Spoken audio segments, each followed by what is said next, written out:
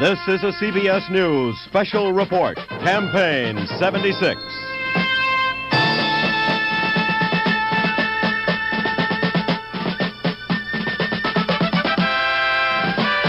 Election night from CBS News Election Headquarters in New York.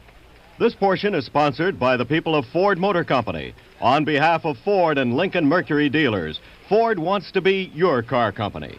Now, here is Walter Cronkite. And good evening from our CBS News election headquarters. We don't know whether this is going to be a long night or not. The story is that it was a very close race.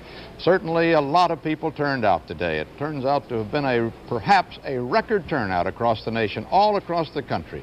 From Maine out to the Pacific coast, every state almost, it seems, reported more people out than they had anticipated. The vote is already coming in. 8 states have closed their polling places now, and on the basis of our sample precincts in 2 of those states, we can estimate winners. In the state of Kentucky, CBS News estimates that Carter will win in that state, defeating President Ford for Kentucky's 9 electoral votes. By the final percentage, we believe there will be, in Kentucky, 52% for Carter, 48% for Ford. Also in the state of Indiana, our CBS News estimate is that Ford will win in the state of Indiana, defeating Carter there. The electoral vote in Indiana, 13 electoral votes there.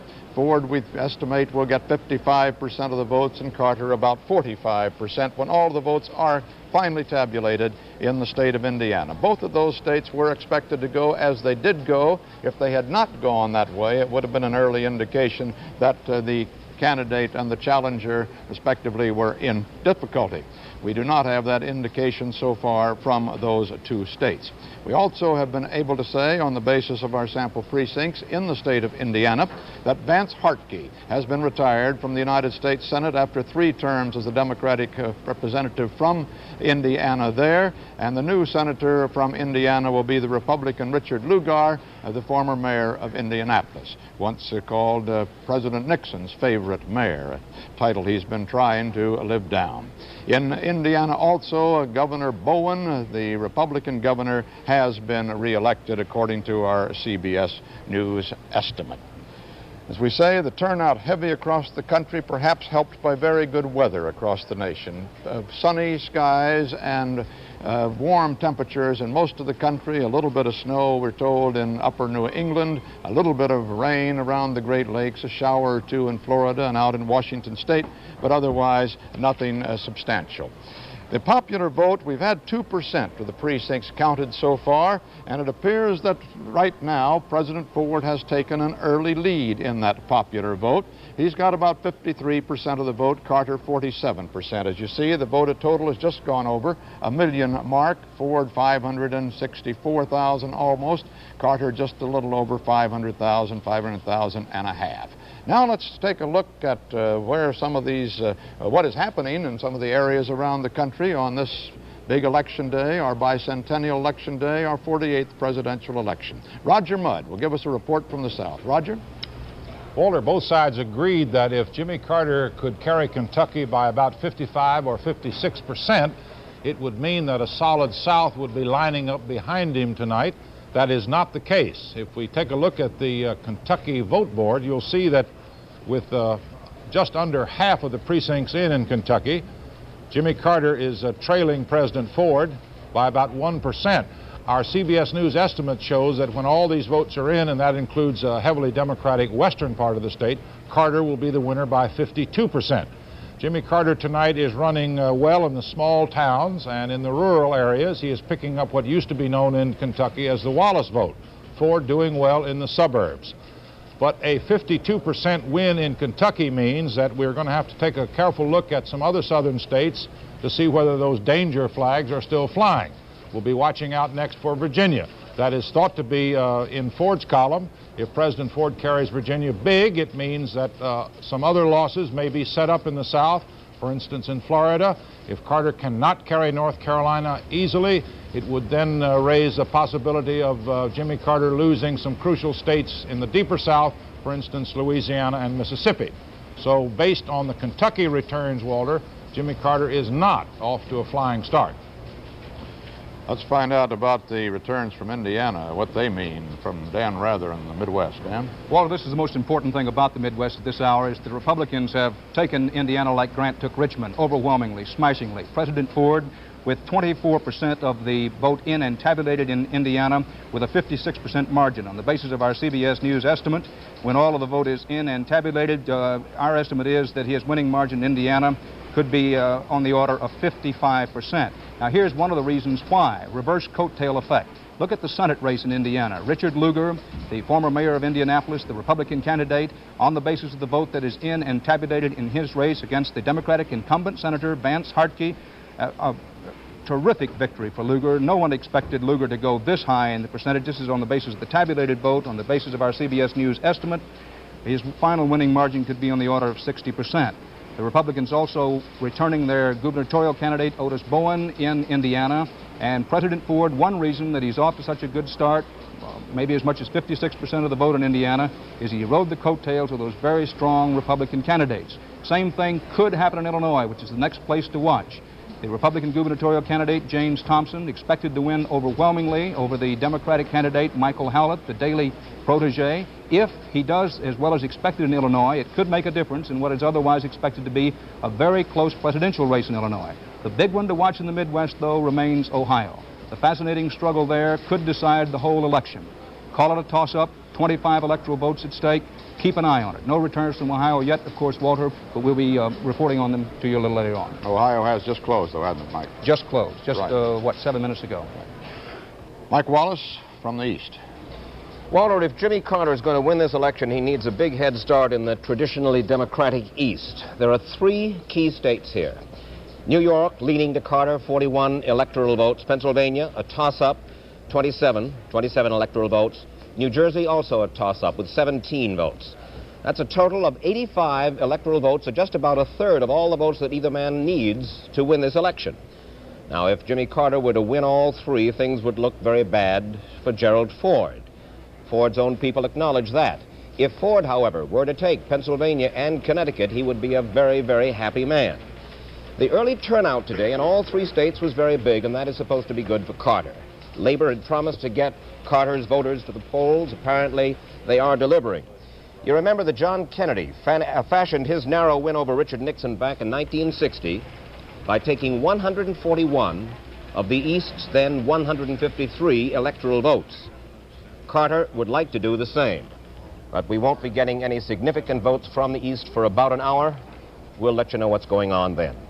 Walter? And of course, the polls are still open in most of the western states, which is Leslie Stahl's territory. But Leslie, what should we be watching for out there? Well, Walter, we should be watching, everyone will be watching, what happens in California. Because with its 45 electoral votes, it's the nation's largest single block of electoral votes, and it comprises 1/6 the number needed to win the election. Early indications from California are that voter turnout is high all over the state in both traditionally Democratic and Republican counties. Last-minute soundings in California put the presidential race at a virtual toss-up. There is some evidence that a California poll putting President Ford ahead there by 6 points may be making a difference. The poll was published last week, and it is said to have jolted many of the undecided Democrats over into Carter's column. Also, analysts say that a last-minute visit to California by Jimmy Carter and a statewide television appearance with the popular governor, Jerry Brown, have improved Carter's chances and have moved that race into a dead heat. Outside of California, the West is the country's most conservatively Republican. President Ford is expected to do very well in the Rocky Mountain states. He may win all of them. The Carter campaign wrote off most of those states. But unless Ford wins California, he cannot win the election. His own analysts have said as much. The West as a region can be described by superlatives. It's the nation's largest geographically. It's nearly half the area of the entire United States. But in electoral votes, it's the smallest, less than 20%. And of course, Walter, our returns come in the latest. Of course, Leslie, but that means that you can't go home until all of us go home, and that's a good thing for all of us. What you report about California, people making up their minds rather late there in the last-minute swings, is indicated all the way across the country by our CBS News Election Day poll of voters leaving the polling booths. It indicated that 20% of those who responded to us say they've made up their mind in the last few days, and interestingly enough, they split almost evenly between President Ford and Jimmy Carter. So it seems that if there was any momentum for either man going, and the stories were it was going for President Ford, it had come to an even point there in the last few days, at any rate, according to that indicator. CBS News coverage of Election 76 will continue in a moment.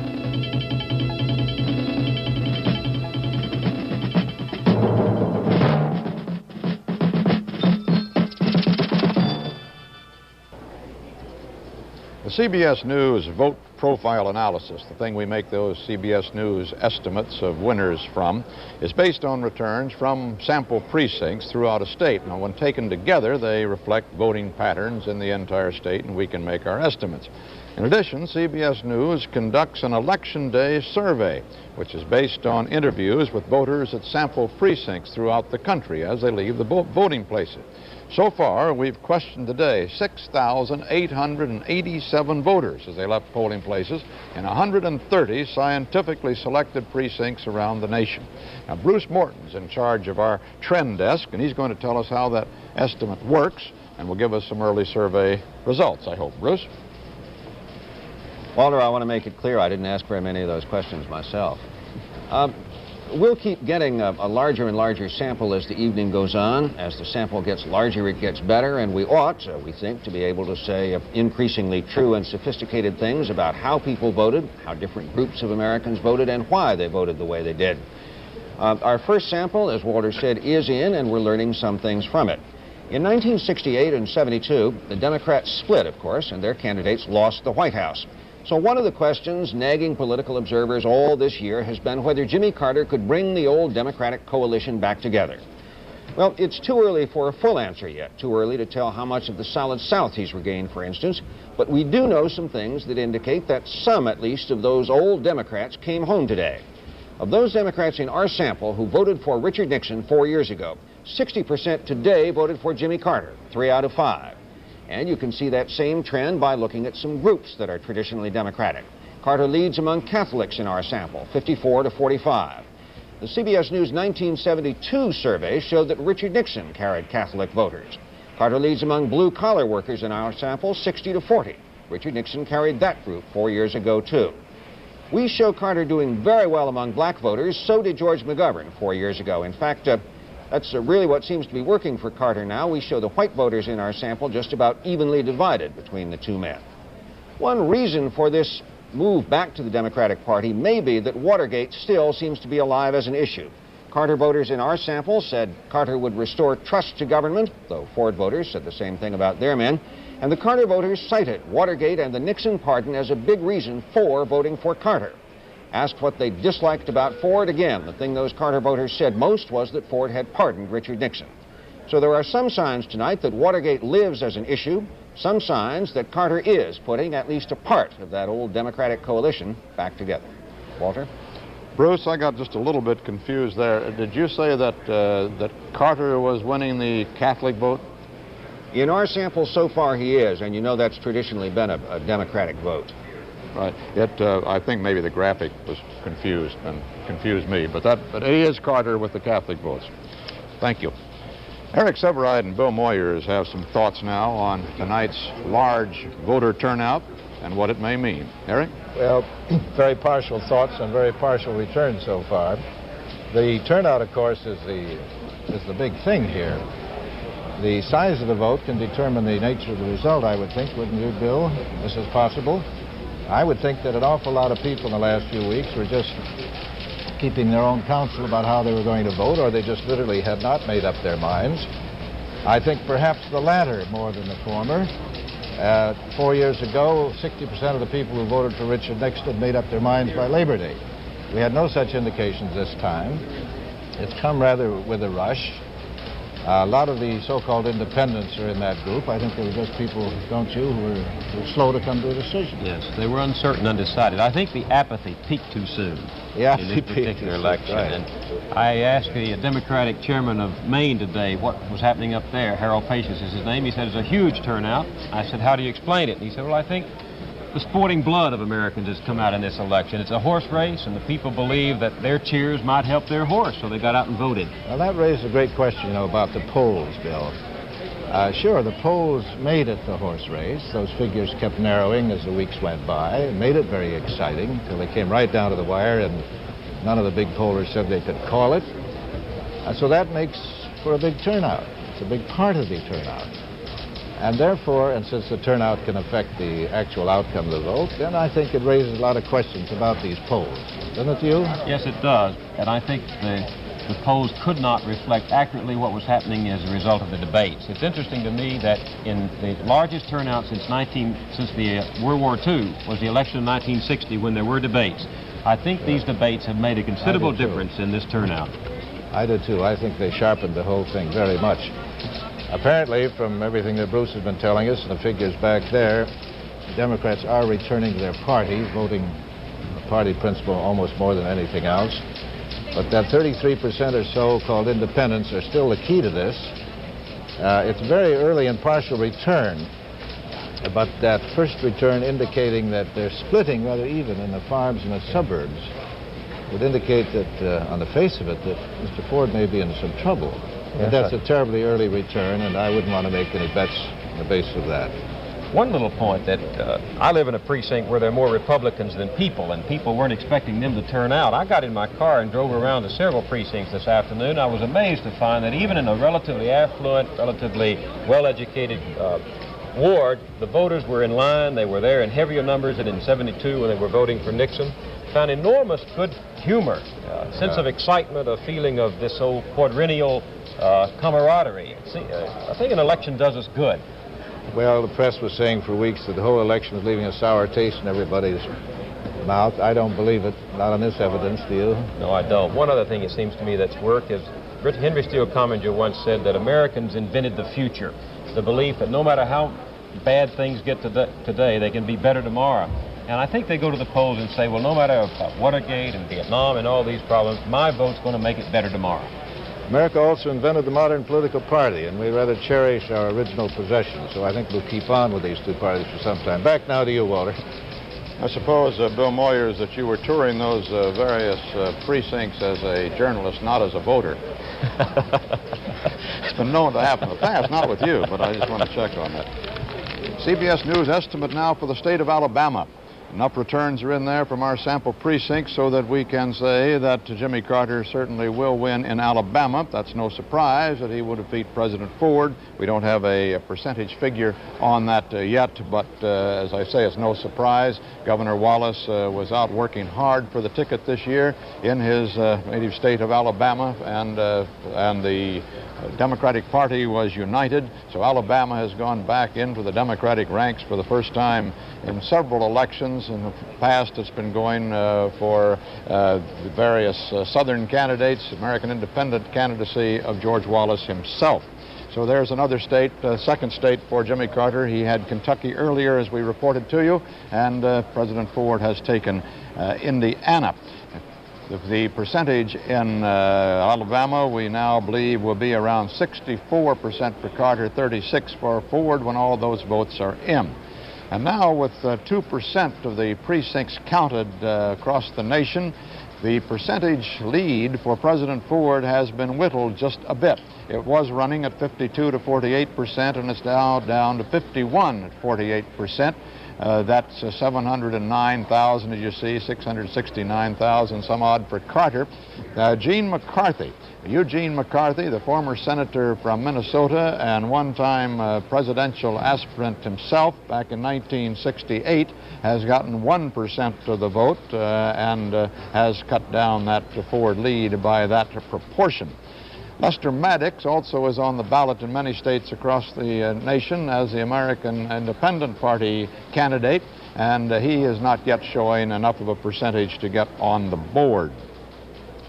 The number of voters across the nation, as we have said before, may turn out to be a record this year. If so, it will beat the 1960 modern record when in that year some 63.1% of the voters turned out, as Bill Moyers and Eric were noting just a little while ago. If that number turn out this year, we'll have a vote of something like 94.5 million out of the 105 million registered to vote.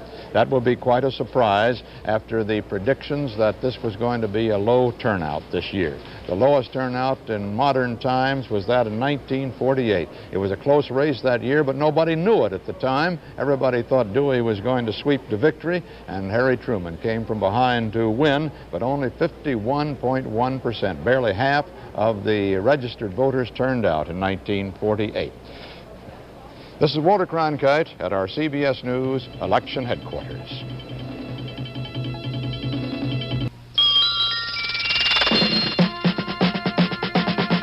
CBS News continues its coverage of Campaign 76.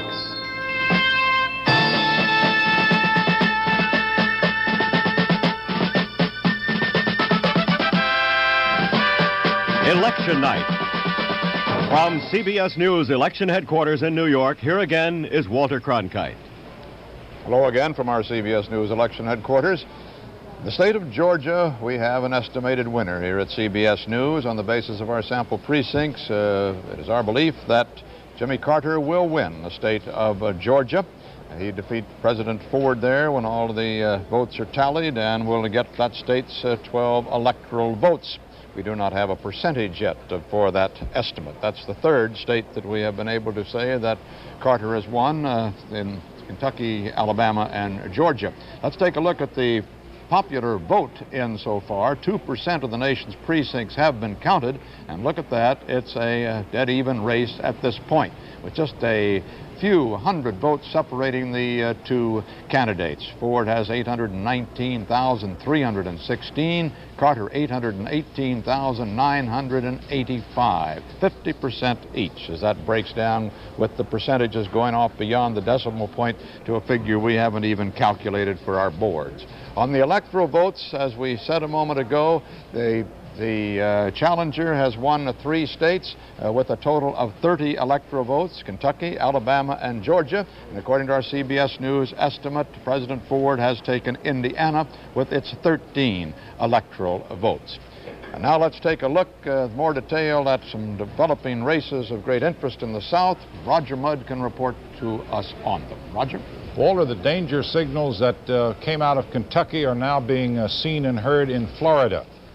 That was a state considered fairly well in Carter's column. In fact, the Ford people decided at the last minute not to go into Florida during the final Ford blitz because they thought there wasn't any point in doing it. But tonight, if you'll take a look at the popular vote in Florida, you'll notice with just 2% of the precincts in, Ford is out ahead. But much of that vote indicates that both Ford and Carter are splitting the small towns and even the large cities.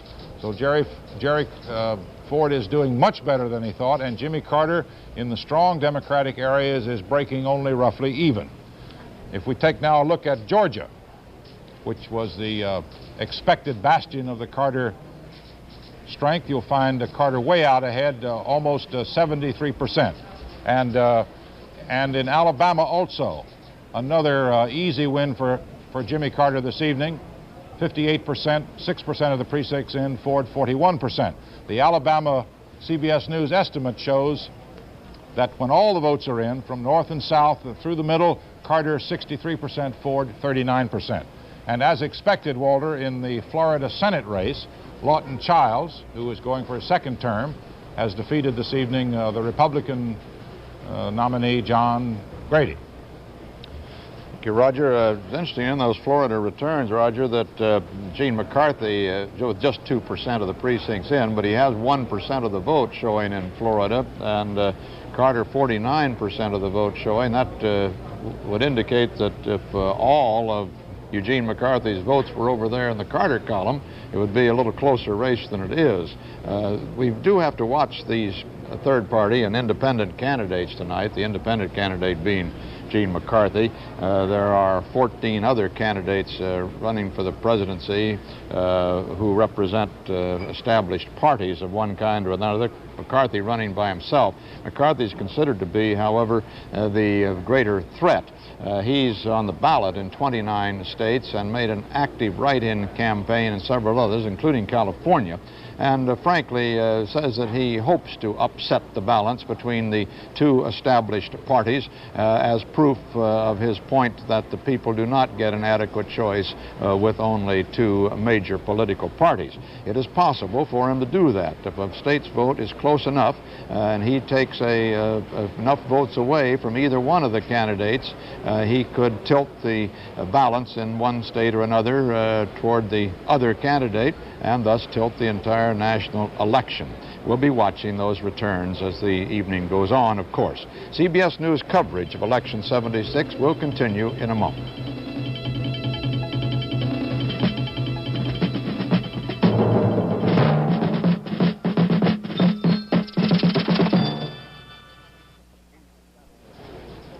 We've now got 3% of the nation's precincts in, and Jimmy Carter has moved into a lead for the first time in the vote tabulation. He now has 951,000 votes to Ford's 933,000 almost. It's a 50 to 49% lead. That's the first time tonight that he has taken the lead in the vote count.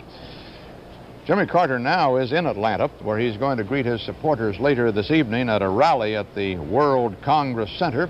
Ed Rabel is there. Ed? Walter, this is Exhibit Hall C in the World Congress Center. It's a brand new center. This party room is bigger than your average party room, about 350,000 square feet. It's empty now because the Secret Service have been screening and sweeping the area, but a little later on, the Carter staff says that 25 to 30,000 people will jam in here to celebrate what they hope will be a Carter victory. It's going to get very noisy in here. They have big speaker systems strategically located throughout the room to amplify the sounds of bands with names like Choice and Brick and Georgia Power and Bullsboro and Sweet Tooth and Gary and Terry. Those are bluegrass musicians who helped Carter during the primary campaigns. The big TV screens here, 30-foot high TV screens, which will show the latest vote tallies. They're calling this perhaps the biggest bash that Atlanta has ever seen, perhaps bigger than the premiere of the motion picture Gone with the Wind, which was held here in 1939.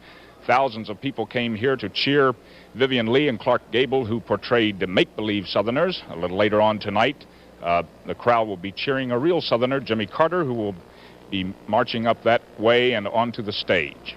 Back to you, Walter. President Ford's following tonight's returns from the White House, and Bob Schieffer's there. Bob?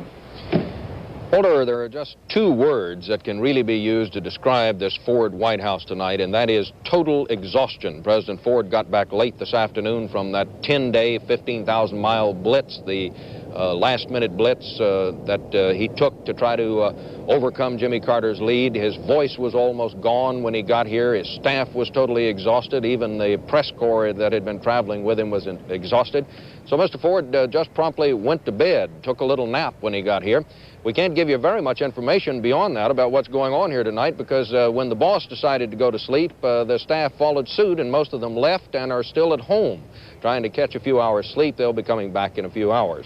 We're told that the president will be watching the returns from the second floor living quarters of the White House tonight. He's invited his running mate Robert Dole and Joe Garagiola, his new sidekick, the man that many people are now calling the unofficial running mate. Garagiola, of course, helped him with those broadcasts, paid political broadcasts that were beamed into the key states around the country during this last week of the campaign. Edith Green, the former congresswoman from Oregon, who also helped on those broadcasts, has also been invited in, we're told. A little later this evening, the president is expected to go to a hotel in northwest Washington where his supporters are throwing a big party. However, we're told he won't go there until after the race has been decided. So, depending on how things go, that may be a very late appearance. Walter? Bob, any suggestion that lost voice is going to keep him from making a statement to his supporters there tonight? Walter, I don't think if he wins this election, if he pulls this off, if he comes from as far behind as he had to come, I don't think you could keep him away from that thing with a team of mules. I think he'll be out there if he has to talk in sign language. Or if he has to write on the blackboard, huh? Right. Right, Bob. CBS News coverage of Election 76 will continue in a moment.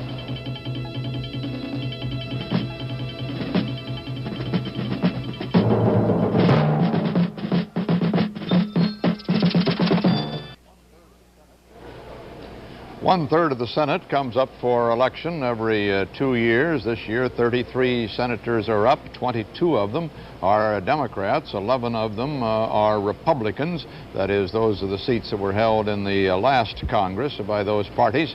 So far tonight, our CBS News estimates are that 4 of the races have been decided. 3 of them, not surprisingly, in favor of the Democrats. 2 of those were uncontested seats, as a matter of fact. John Stennis was returned from Mississippi and Robert Byrd from West Virginia. Lawton Chiles won again in the state of Florida. On the one race that the Republicans have won, that was a turnover seat. We can get more about that from Dan Rather in the Middle West. Dan? Walter, Indiana is the whole story for the Republicans at the moment, simply because we have the most numbers from Indiana. Let's take a look first at the presidential race in Indiana and try to explain what happened there. This is the tabulated vote, 36% of it in. President Ford's margin in the range of 55% on the basis of the tabulated vote. Our CBS News estimate is that when all the votes are in and tabulated, Gerald Ford will have carried Indiana by about 53%. Now, the Republicans felt that they had to carry Indiana by at least 53% for Gerald Ford to give themselves high hopes for the rest of the Midwest. So they're within that range, but just barely. Gerald Ford ran well in some traditionally Democratic areas of Indiana. He was on the coattails of 2 very strong candidates for offices in Indiana. Richard Lugar, first the tabulated vote in that Senate race, the former mayor of Indianapolis, wiping out the incumbent Democratic Senator Vance Hartke. This is on the basis of the tabulated vote. Lugar 61%. Our CBS News estimate is that the final result will see Lugar winning by about 60%. And in the gubernatorial race in Indiana, Otis Bowen, becoming the first man in the 20th century to be re-elected as a governor in Indiana. Could I excuse you just a moment? We're seeing Jimmy Carter at the hotel in Atlanta. Just a moment. We'll come back to Indiana later. Right. Fervent interest in the campaign with the size of the crowds and also with the intensity of feeling.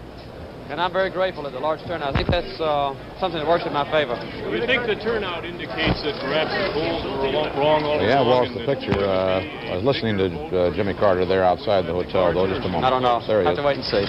I don't know. You are heard in Kentucky, Alabama, and Georgia right now. Are you very satisfied with that? I'm satisfied with those 3 states, yes. What, are you afraid that your governor didn't get that question? Yeah. That's Jimmy Carter. He's arriving at the Omni International Hotel in Atlanta, where he's going to watch the early part of the evening's returns at any rate before going over and joining some of his supporters. Dan, continue, if you will, please. Well, Sorry as you may recall, we were in Indiana. We were talking about the gubernatorial race there, going for the Republicans as well as the United States Senate race. This is on the basis of the tabulated vote. Otis Bowen, the Republican, being returned to the Indiana State House. Our CBS News estimate is that Bowen's final margin will be on the order of 58%.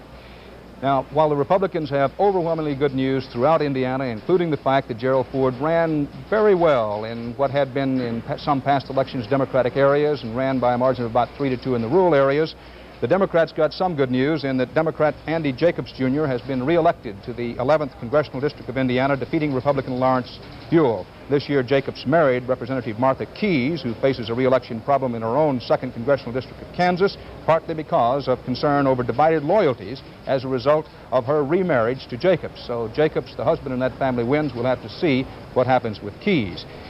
One important thing, Walter, at this hour I think we should keep in mind, we don't have enough numbers coming out of Illinois yet to say very much except this. On the basis of the early returns, it appears that the Republican gubernatorial candidate in Illinois, James Thompson, is running exceptionally strong for a Republican in the city of Chicago. Keep in mind that his opponent is the hand-picked protege of Chicago Mayor Richard Daley. Also, our very early returns from Illinois indicate that Thompson is running extremely strong in the Chicago suburbs. Now, if that develops into a trend, it could be good news. It could turn out to be the decisive factor in Illinois for Gerald Ford. In Ohio, we have no figures whatsoever, and the Ohio polls closed about 17 minutes ago. The Illinois polls closed about 47 minutes ago. In Ohio, however, the Democrats, rightly or wrongly, believe that labor really delivered for them in Ohio. That is, that all of the labor honchos in charge of getting out the vote reported that they were able to do so. That may be one reason that Jimmy Carter is smiling. We'll know a little bit more later on. Thompson isn't taking Cook County. He's just running strongly there. That's right. It's too early for us to say whether he is or isn't, but on the basis of what we know, we certainly wouldn't want to say that he's taking Cook County, but just compared with other elections, on the basis of these very early returns, Thompson is running exceptionally strong in the city of Chicago and in those suburban areas. What kind of margin does the Democrat have to come out of Cook County now these days? What do they calculate in this election, for instance, to balance downstate Republican area? Well, it depends on whom you talk to, but certainly anything less than 65% for a Democrat coming out of the city of Chicago. Just as a shot from horseback guess, would be considered bad news for a Democrat. Too early for us to tell how that's going to turn out, but I do think it's significant that Thompson, on the basis of these early returns, is showing so well inside Chicago. We might also note that in Roger Mudd's territory, Florida and Virginia, that he's been telling us about and keeping an eye on, 6% of the votes in from Florida, and Carter has moved into a 55 to 44% lead there, and in Virginia with 5% in, Carter's in a 54 to 46% lead. That's with the tabulated vote so far in those states, and we'll get more from that from Roger in a little while. Right now, Eric Severide and Bill Moyers have some thoughts on the lack of third-party activities this year. Eric? Yeah, this is really not a third-party year. We've had some real third parties in the past. The last real one was George Wallace. Many years ago, we had more serious ones. These are mostly one-issue splinter groups, prohibitionists, anti-abortion, and so on. McCarthy is the leading one, and he's not really, I wouldn't think, Bill, a third party. He's a kind of a one-man splinter, don't you think? Sort of the third man. Third man. On the basis of these very early returns, one could guess tentatively that he might get about 1 million votes overall nationally, which is not very much. Actually, the turnout for a third-party person or splinter is generally, it does turn out to be lower than their advance expectations. I don't know why exactly. I have a notion that a lot of protest votes like that just don't get cast because the last minute people, knowing it won't affect things seriously, a lot of them don't go to the polls. Yes, I'm surprised that the third parties don't do better than they do, simply because the Democratic and Republican parties basically represent a national consensus, and in a country with 220 million people, many of them as bizarre as we have in this country, you'd think that they would collect more effectively in third-party challenges. Well, in a way, these third-party groupings are almost an integral part of a two-party system. They just seem to go along with it. I'm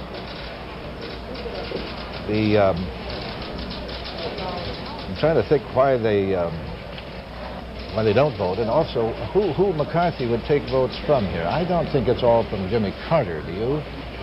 No, but I think most of the disaffection that would go toward McCarthy would come from formerly liberal or left-leaning Democrats who feel Carter's a little bit too conservative and moderate for them. But what I think I meant to suggest was that a lot of them are probably votes, wouldn't you think, that would not have been cast for either Ford or Carter. I think they do represent the dissident, maverick quality in our political. And in that sense, if that's what it mostly is, I don't think he could spoil very much tonight. What is interesting, right? That's right. He's certainly not going to hurt Carter in the South, where George Wallace hurt the Democrats so effectively in 1968. In fact, I'm impressed so far, Eric, with the fact that Carter has brought 3 states back into the Democratic column that voted for either Nixon or Wallace in both 1968 and 72. And if he goes on and wins Virginia, that'll be yet a 4th one. So you'd have to say in that part of the country, McCarthy has not hurt him. No, he says he runs on the platform that the two-party system is bankrupt. He seems to be proving quite the opposite tonight. Now back to Walter Cronkite, the anchorman. On the popular vote, 4% of the precincts have been counted to this hour, this very early hour, and Jimmy Carter is holding on to a narrow lead, 51 to 49%, as you see there. 1.25 million votes for Carter, just a little over 1 million, and we got a change right there. 1,216,470 for President Ford, 1,287 now for Carter. And those close contests in several states developing where the polls have closed and the count is taking place. As we said, in Florida, it's 54 to 45% now for Carter, with 7% of the vote in there. In Virginia, it's 54 to 46% for Carter, with 8% of the precincts in.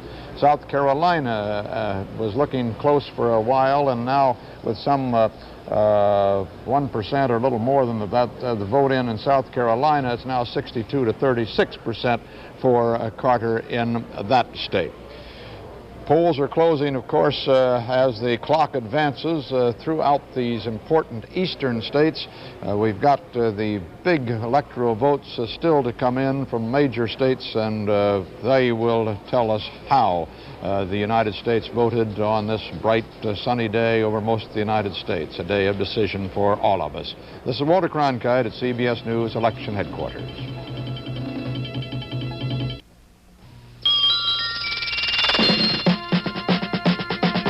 CBS News continues its coverage of Campaign 76.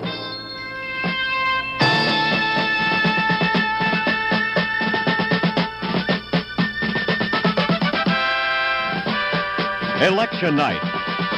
From CBS News Election Headquarters in New York. This portion is sponsored by Merrill Lynch. Merrill Lynch is bullish on America. And now here again is Walter Cronkite. Good evening. Polls are closing in a big block of states right at this hour, and a lot of election returns should be flooding in very shortly to our CBS News election headquarters here. So far, 4% of the nation's precincts have been counted, and Jimmy Carter is lengthening his lead just a bit over our last report over President Ford, but it's still very close. He has 52% to Ford's 48%, as you see here. Carter has about 1.5 million votes, Ford about 1.5 million, but the division is such that 52% to 48% for Carter, as you can tell by our board there. The electoral votes, and those are the ones that count, as you know. It's the Electoral College that casts its vote next month. That will determine actually who the next president is. 270 electoral votes needed. So far, according to our CBS News estimates, Carter has taken 3 states with a total of 30 electoral votes. Ford has taken 1 state with 13 electoral votes. That is Indiana for Ford. For Carter, it is Kentucky, Alabama, and Georgia. These are all results that were expected. It was expected that Carter would take the states he has, and that Ford would very probably take Indiana. You could almost have predicted that those would be the results in those states. The really critical close states are yet to come in, and the polls in most of those are closing right now at 8 o'clock. There are some tight races in the South, as Roger Mudd has been reporting to us earlier this evening. Let's get a more detailed report from him now. Walter, the South seems to have stabilized somewhat. Those earlier indications of softness in the Carter strength have shored up. And Florida, which now shows with 12% of the precincts in, Carter leading 54% of the popular vote, indicates that that ultimately will be a Carter state. President Ford, even in his strongest areas in Florida, in the central part of the state through the lake section and on the east and west coast, is running at under 50%. So the earlier estimate about Florida being a slightly inclined toward Carter appears to be holding. In South Carolina, the vote there shows that state leaning toward Jimmy Carter. The board show 12% of the precincts in, Carter leading with 63% of the vote. It appears that President Ford is doing well only in the northwest part of the state, which has shown Republican tendencies in the past. In every other area, the central part, down around Charleston, the coastal plain, Carter seems to be running at about 53 or 54%. So he's doing well in Florida and in South Carolina. In Virginia, however, there is an almost even split down the center. 12% of the precincts in, Carter leading by 51%, but our vote profile analysis shows that in almost every part of Virginia, around Richmond, in the Tidewater area, in the D.C. suburbs, the two men are dividing almost evenly, with Ford slightly ahead. So that was considered a Ford state, and perhaps will remain so according to the present indications. Virginia, therefore, would seem to be an isolated Ford state in the South, Walter. According to our CBS News poll of voters leaving the polling booths, we have a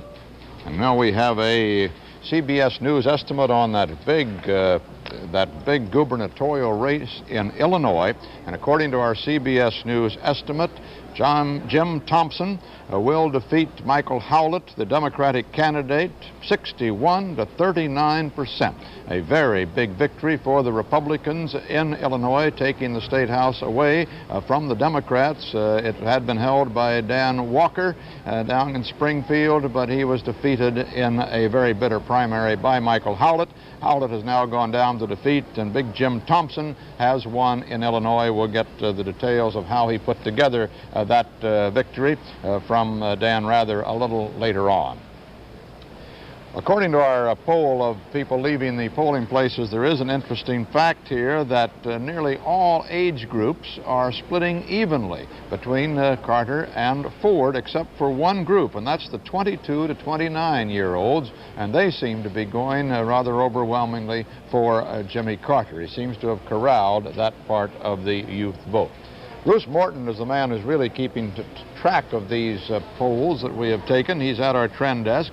But he's been watching just recently, particularly Jimmy Carter's attempt to reassemble the traditional Democratic coalition of voters. And Bruce, I wonder what your study has shown so far. Well, Walter, there's a lot of movement back and forth. According to our sample, at any rate, Jimmy Carter has been able to reassemble some of that old Democratic coalition, but not all of it.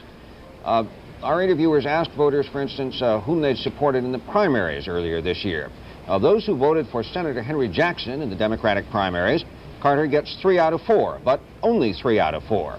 The other Jackson backers voted for Ford today. Of George Wallace's backers in the Democratic primaries, 2 out of 5 voted for President Ford. Of California Governor Jerry Brown's primary backers, almost a third voted, again, for President Ford.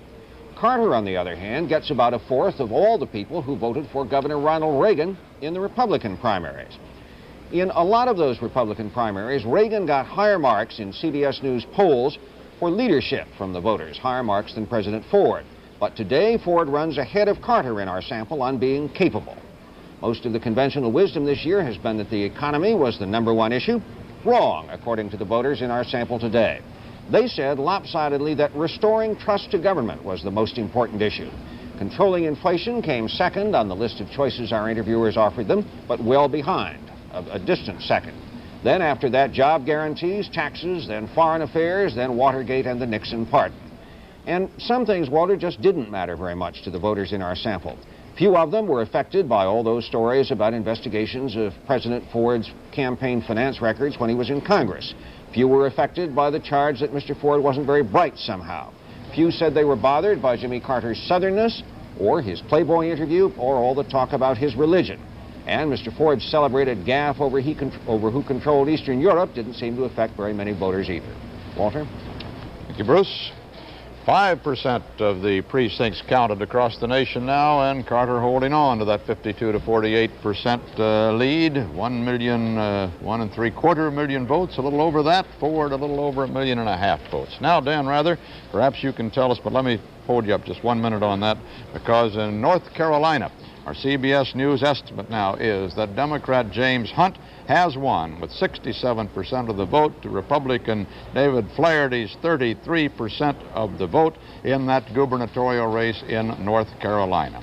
North Carolina goes back into its traditional Democratic posture. Holshouser, the incumbent governor, was a Republican, and Roger Mudd will tell us more about how that victory for the Democrats was put together when we come back to him a little later, but he's going to have to wait his turn, because I'm going to Dan Rather right now. He's going to tell us about the fascinating Illinois race, I assume.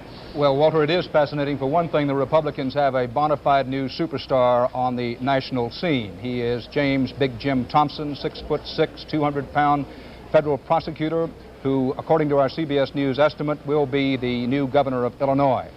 Let's take a look at the figures, and this is where it becomes fascinating. On the basis of our CBS News estimate, I'm sorry, this should be the tabulated vote. Thompson is running about 61% of the vote. On the basis of our CBS News estimate, this is with our sample precincts reporting, we think Thompson's final margin in Illinois will be on the order of 61%. We've had some confusion with the boards, which is my fault, but to tell you that our CBS News estimate, to emphasize it, is that Thompson's final winning margin may be on the order of 61%. Now that's over Michael Howlett, the hand-picked candidate of Chicago Mayor Richard Daley. While Thompson will, we think, no doubt, lose the city of Chicago, he did cut way in to what had been the traditionally overwhelmingly large margins of Daley-backed candidates in the city of Chicago. Thompson won the race mainly in the suburbs, where he ran 3-1 over his opposition. Now, among the people who may be watching the outcome of tonight's presidential race very closely will be James Thompson, because by winning this Illinois gubernatorial race, Thompson would have to figure, whether he wanted to or not, that if the Republicans lost this time, he, Thompson, might have a shot at the presidency in 1980, could have it at any rate. But if the Republicans should lose the presidential race, Thompson will have the biggest government in the country under Republican leadership. Now, what this may or may not mean in the presidential race is the important thing for the moment. In Illinois, at the moment, we do have very few figures in, not really enough to show you anything on the boards. However, the Illinois race shapes up to be very, very close. And if Thompson's winning margin is anything approaching what our CBS News estimate indicates it may be, 61%, President Ford figures to benefit. It could be critical for him in Illinois. One thing, a footnote on James Thompson, the man who apparently has won that Illinois gubernatorial race. He likes to come on as a tough street person up from the west side, says things such as, "I saw my first opera only 10 or 15 days ago." But the fact of the matter is he ran a very well-organized campaign, exceptionally well-financed, among others W. Clement Stone and Ray Kroc, former financial backers of Richard Nixon, poured money into the campaign.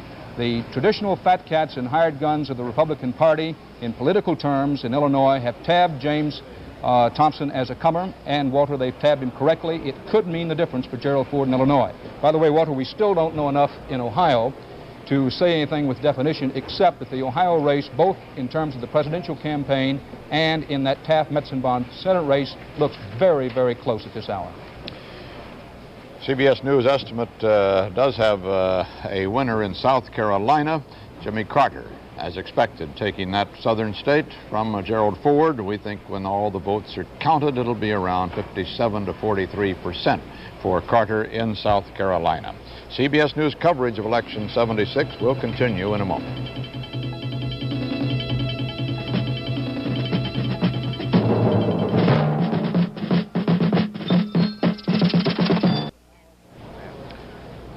CBS News can now estimate in the state of West Virginia that Jimmy Carter, as expected, has carried that state against President Ford. We have no percentages quite yet as to what our estimate will eventually show there. We'll give them to you shortly. So now it looks like this across the country, not only the presidential, but the Senate, House, and gubernatorial races. 5% of the presidential precincts have been counted so far, and Carter has lengthened his lead another percentage point over our last figure. He now has a 53 to 47% lead. Over 2 million votes for him, 1,832,000 odd for President Ford. Now that adds up to electoral votes. Those are the important ones. 270 are needed, you know, of 44. I think we haven't posted our last state to be called. That's West Virginia on there, which will bring that to 44 for Carter and some 13 for Ford. Ford's only state that he has won, as you can see on our map here, is Indiana with 13 electoral votes. Carter has won in the South, as expected, in Alabama, Georgia, South Carolina, and West Virginia, as you can also see on the map, if we wish to post it there for you, and in Kentucky. That's a total of 44 electoral votes for Carter in those states. Now, in the Senate races, there are 33 seats up this year, as you know. 22 of those have been occupied by Democrats and 11 by Republicans. Well, so far, the Democrats have won 4 in states that they had anticipated winning in. 2, as a matter of fact, with no opposition in Mississippi and in West Virginia. They've also won in Florida and Virginia. But the Republicans have won in 1, taking a seat away from the Democrats. That is 1 turnover seats so far for the Republicans. That's Richard Lugar in Indiana, who defeated Vance Hartke, who had been in the Senate for 12 years and now has been retired by Lugar in Indiana. A gain of 1 state so far for the Republicans. The Republicans do not anticipate, indeed almost cannot mathematically gain control of the Senate in this election with only 22 seats to go against, and many of those almost certain for the Democrats, but they would like to cut down the Democratic margin in the Senate, which is now 62 Democrats to 38 Republicans. In the gubernatorial races, 14 state houses are up this year. Of those, 8 are held by Democrats and 6 Republicans at the moment. And so far, 3 races have been decided. The Republicans have taken 2 of those seats, and the Democrats 1. The Republican victories came in Indiana and in Illinois taking a seat away from the Democrats, and in North Carolina, where the Democrats took a seat away from the Republicans. So far as changing anything goes, the Republicans and the Democrats have balanced out in the first 3 races decided in the gubernatorial contest. In the House of Representatives, the returns on those races come in quite slowly across the nation, and so far there aren't many decided as yet. There are 435. All of the seats in the House are up this year. As you know, the Democrats have a large margin in the House, 290 to 145, and the 94th Congress. And now, so far, the Republicans have won 16 seats and the Democrats 62.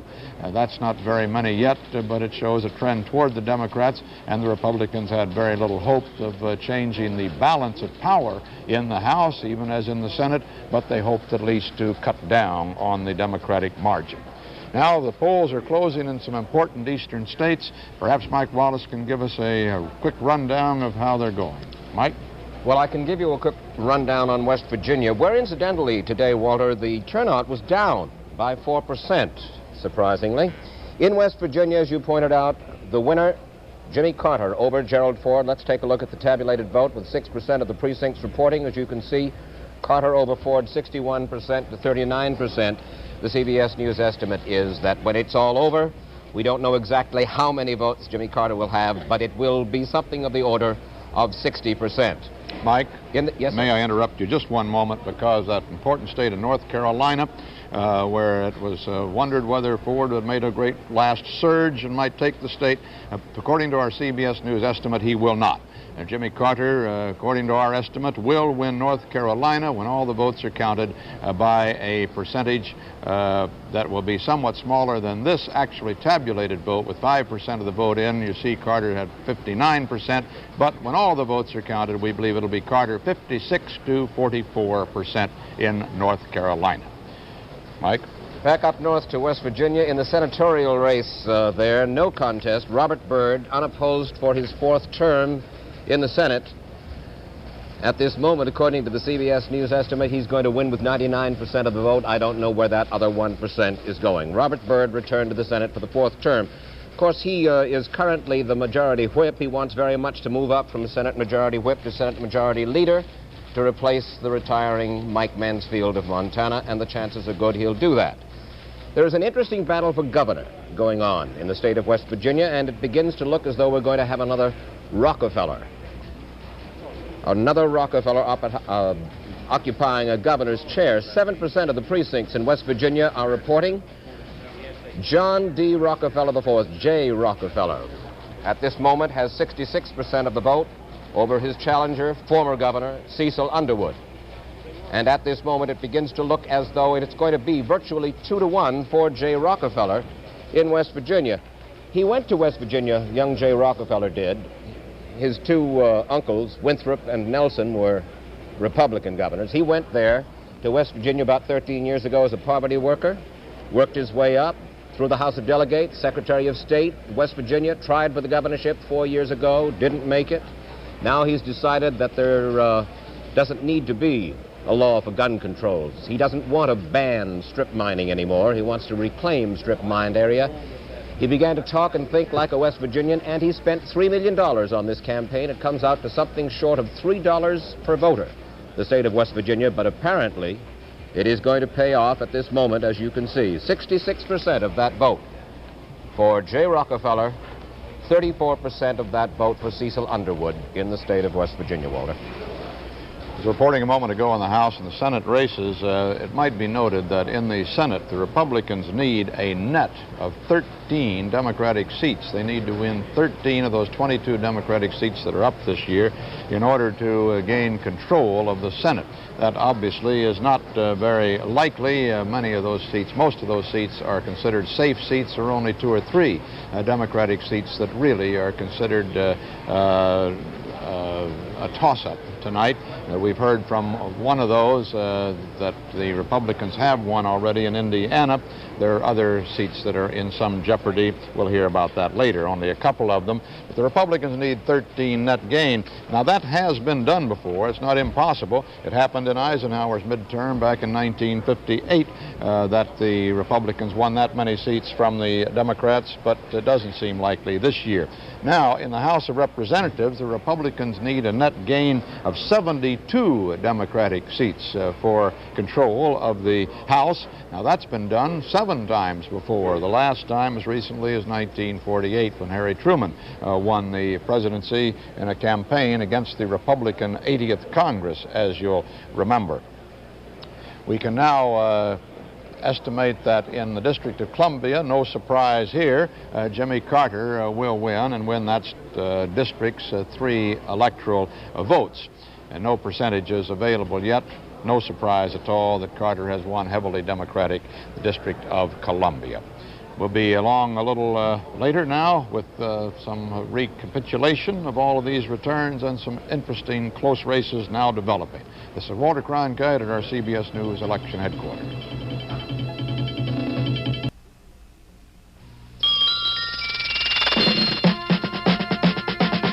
CBS News continues its coverage of Campaign 76.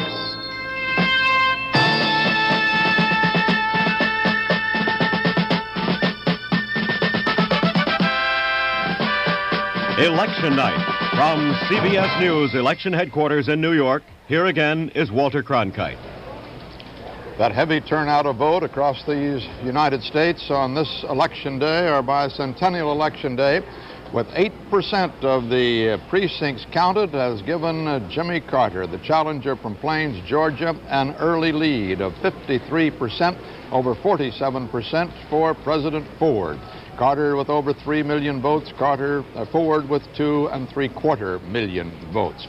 In the electoral vote, which is the one that counts, 270 needed, you know, Carter now has 70 electoral votes to Ford's 13 electoral votes. According to our CBS News estimate of the winner in those states, Carter's states and Ford's states show about like this on our map. Ford has won 1 state of Indiana with 13 electoral votes, according to our CBS News estimate, and our estimate believes that Carter has won in the South. Primarily has taken the states of Alabama, Georgia, South Carolina, North Carolina, Tennessee, the District of Columbia, West Virginia, and Kentucky for a total of 70 electoral votes. And let's take a look now at where the races are developing in the various states across the nation. For the states that we have not been able to call yet, let's go first to the east with Mike Wallace. Mike? Walter, a fascinating race shaping up in the east in Connecticut. 9% of the precincts are now reporting in Connecticut. And Gerald Ford, at this moment, as you can see, is losing by about 1,000 votes to Jimmy Carter. The CBS News estimate, however, has Ford leading in Connecticut 53% to 47%. If Ford were winning Connecticut, that would be a very big win for him. Let me repeat once again. According to what we have right now, Carter is leading Ford 50 to 49% in the tabulated vote with 9% of the precincts reporting. But the CBS News estimate is that actually Jerry Ford is leading 53% to 47% in the state of Connecticut. Another interesting one, in Maryland, now 4% of the precincts are reporting in Maryland. Jimmy Carter leading Jerry Ford there, leading President Ford there, 52% to 48%. Incidentally, for just a moment, if we can come on back to Connecticut, The CBS News estimate is now that Lowell Weicker has been returned to the Senate of the United States against his Democratic challenger, Gloria Schaefer. Lowell Weicker returned for another term in the U.S. Senate, the maverick Republican who thought for a while that he toyed with the notion of running as an independent, decided to stay with the Republican Party. Richard Nixon's, perhaps his chief critic on the Watergate Committee. 60% of the vote is the CBS News estimate of what he will wind up with. As you can see at this moment, with 10% of the precincts reporting, he has 57% of that vote. Let's move along to New Hampshire, where 6% of the precincts are reporting. There's a tough race going on there. It was expected that Jerry Ford would carry that state rather comfortably, with 6% of the precincts reporting. As you can see, Jimmy Carter is ahead of President Ford, 50 to 49%. To New Jersey now, with 11% of the precincts reporting. Ford carrying 52 to 46. Yes. May I interrupt you just a moment? We've got a very important CBS News estimate in a major state, the state of Texas, with 26 big electoral votes, believed to be a very close battleground between Carter and Ford. And our CBS News estimate is that Carter has won Texas, and that when all the votes are counted, while right now only 3% of the votes have been counted and Carter leads 55 to 45, his final total will be a little less than that, and he'll win with about 53 to 46% of the vote. 26 electoral votes dropping into Jimmy Carter's pocket, important votes that he had been counting on to make his majority tonight, but which looked like it was up for grabs. Mike? Back to New Jersey for just a second. 17 electoral votes there, vital for Gerald Ford to carry that state if he hopes to carry the country. With 11% of the precincts reporting, as you can see, he is ahead 52 to 46.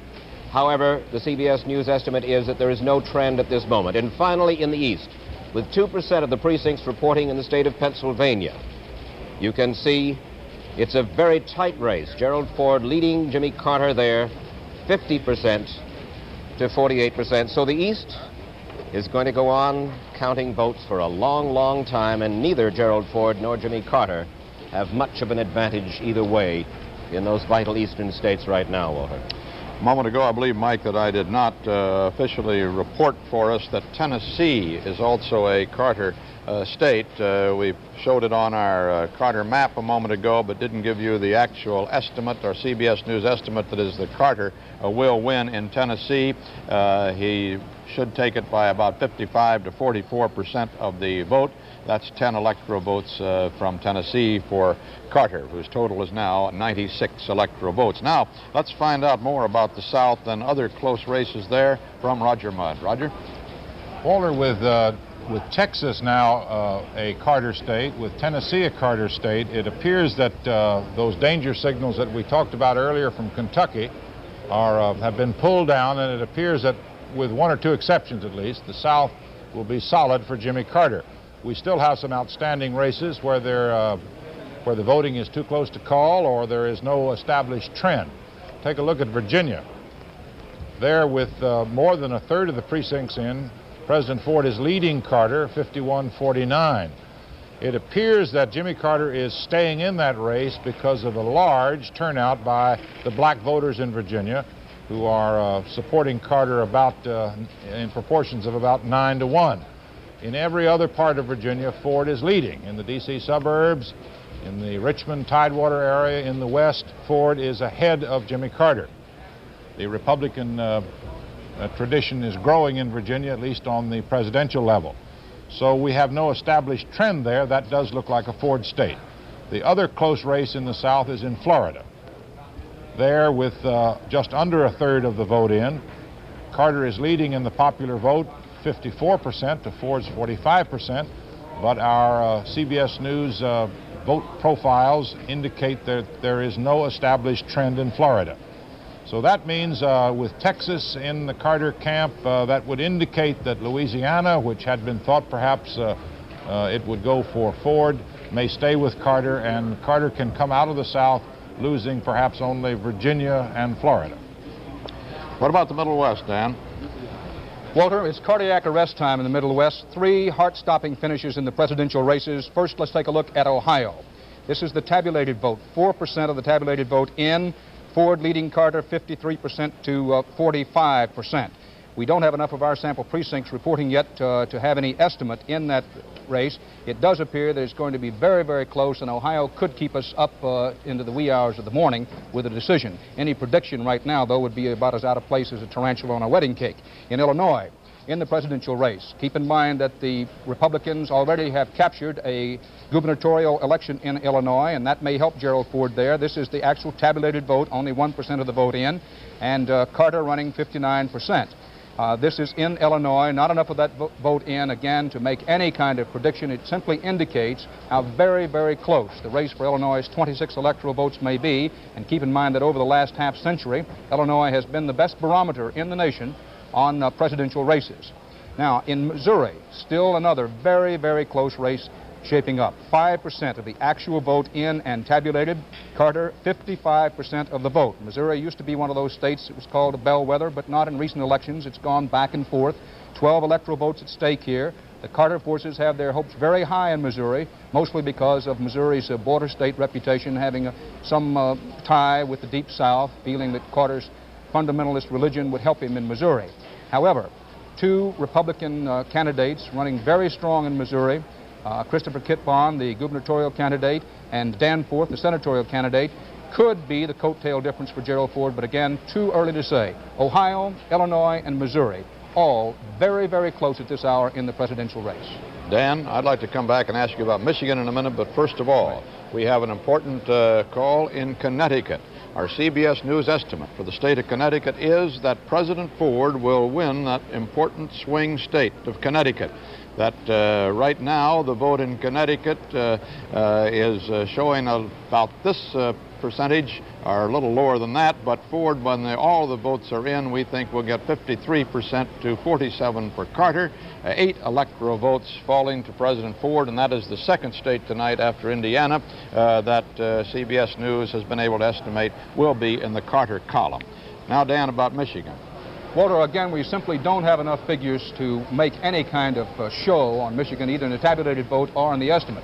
But this much is becoming increasingly certain in the Midwest, Walter, that with Jimmy Carter running as strong in the South, generally speaking, as he had hoped, the pressure has been increased on Gerald Ford to carry the big Midwestern states, Ohio, Illinois, Michigan. He's already carried Indiana.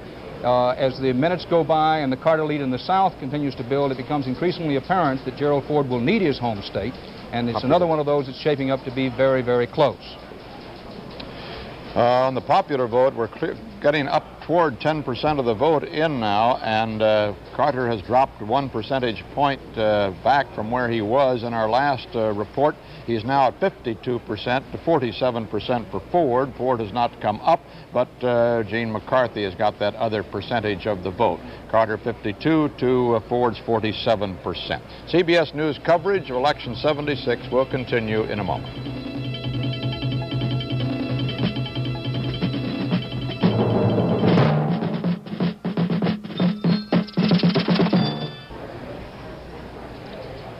In the state of Maryland, CBS News estimates that in the Senate race there, the challenger Democrat Paul Sarbanes has defeated the incumbent Republican J. Glenn Bell. The percentage of the victory for Sarbanes, when all the votes are counted, we believe will be about like that, 59 to 36% of the vote for Sarbanes. And a call in the state of Kansas. It's hardly a surprise that President Ford, according to our CBS News estimate, will defeat Carter in Kansas by 52 to 46% of the vote. A rather narrow victory for President Ford in Kansas, the home state of his running mate Robert Dole. But Kansas is safely now in the Ford column. So now with some 10% of the national vote in, Carter is still holding on to his 52 to 47% lead. With some 8 million of the nation's votes counted, 4 million for Carter, 3.75 million for President Ford. In those Senate races, we can now take a look at what has been developing there. 33 Senate races are up this year, as you know, and so far Democrats have been elected in 7 states, none of them surprises, all incumbents. Republicans have been elected in 2 states, and in both of those states they have taken seats away from the Democrats. Those are in the states of Indiana, where Richard Lugar defeated the incumbent Vance Hartke, and in Maryland, where we were just able to say, on the basis of our CBS News estimate, that Paul Sarbanes ousted the incumbent Republican J. Glenn Bell. In the gubernatorial races, 3 races have been decided so far of the 14 up tonight, and the Republicans have taken 2 of those state houses. The Democrats have taken 1. The Republicans have ousted the Democrats the Republican ousted the Democrat, I should say, in Illinois, where Jim Thompson defeated Michael Howlett for a seat that had been held by Democrat Dan Walker before he lost in the primary. And in North Carolina, Hunt has won the seat for the Democrats that had been held the last couple of years by Republican Governor Holshouser. Now let's go back to Eric Severide and Bill Moyers, and I think they're going to tell us something about that split between the electoral and the popular vote, which always intrigues us on any election night. Well, Walter, at all these national election banquets, there are some statistical ghosts that people worry about. The most usual one is the idea of neither candidate getting an electoral college majority, throwing it into the House of Representatives. But that happens when you have strong third parties that take 1 or more states. No chance of that this year. The second ghost is the idea of an even split between the 2 candidates in electoral votes, each one getting 269 electoral votes. That seems highly unlikely. But the third one might have some element of reality to it tonight, though it's probably doubtful. And that is the idea of one of the men, the 2 major candidates, getting a popular majority, but an electoral college vote minority. Bill, could you imagine that? It would raise hell, wouldn't it, with the country, if that happened? It would certainly make the electoral college heretofore relatively unnoticed as far as significant change in our society, the object of much speculation and a great deal of wooing. It happened once, you remember, not to remember personally, Eric, but I'm sure from reading history, you know that in 1888, in terms much like the developments tonight, Grover Cleveland won a whopping plurality in the South, but lost by a few votes in the major states in the North and the Midwest. And although he got more popular votes, he lost the electoral college vote and he lost the White House. He didn't challenge it, though. No, he didn't challenge it. In fact, I was talking on the phone a few minutes ago to Walter Dean Burnham, who's a professor of political science at MIT and one of the most astute observers of our political antics, and he was saying that in the 19th century, there were very few challenges to very close elections. Well, as I remember that story from the books, Benjamin Harrison, who won, said later, "Providence gave us the victory." What gave them the victory was a lot of corruption. They bought votes in Indiana, and they made a deal with Tammany Hall in New York. Of course, Tammany Hall didn't like that reformer Cleveland. That's where he got it, but nobody protested that thing. There is the possibility, of course, that individual electors could switch, because they're not all bound by law, as far as I know.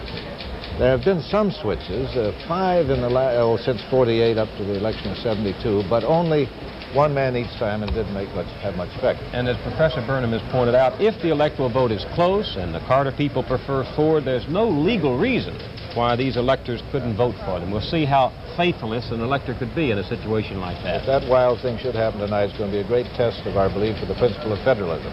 Well, now we'll get it back to Walter Cronkite, the anchor. In 3 of the big electoral states that it is considered the winner tonight is going to have to do well and perhaps take, the vote right at this moment looks like this. In Pennsylvania, Ford is leading with 51 to 47% of the vote.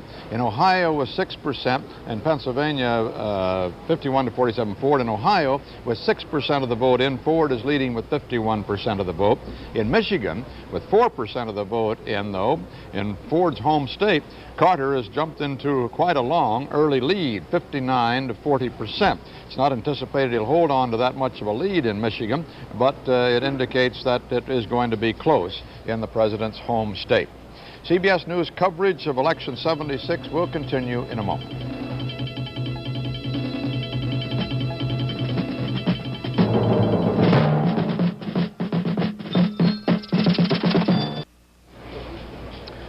We have two Senate races decided according to our CBS News estimate based on our sample precincts in the two states involved.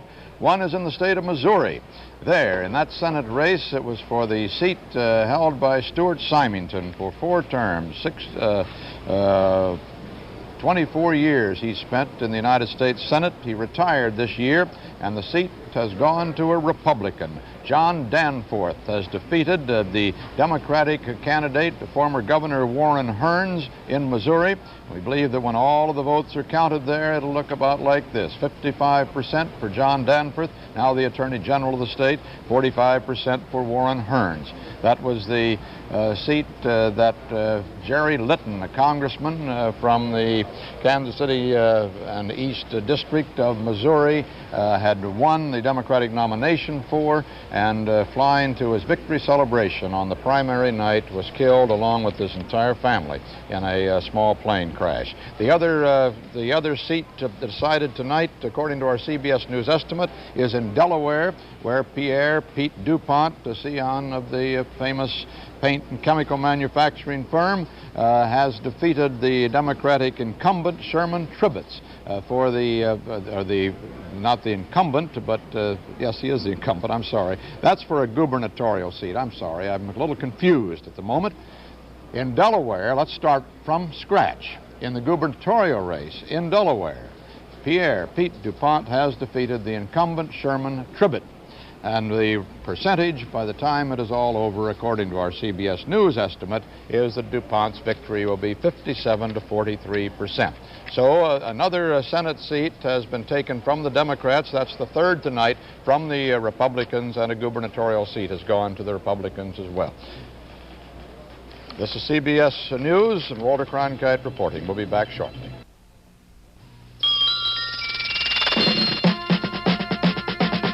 CBS News continues its coverage of Campaign 76.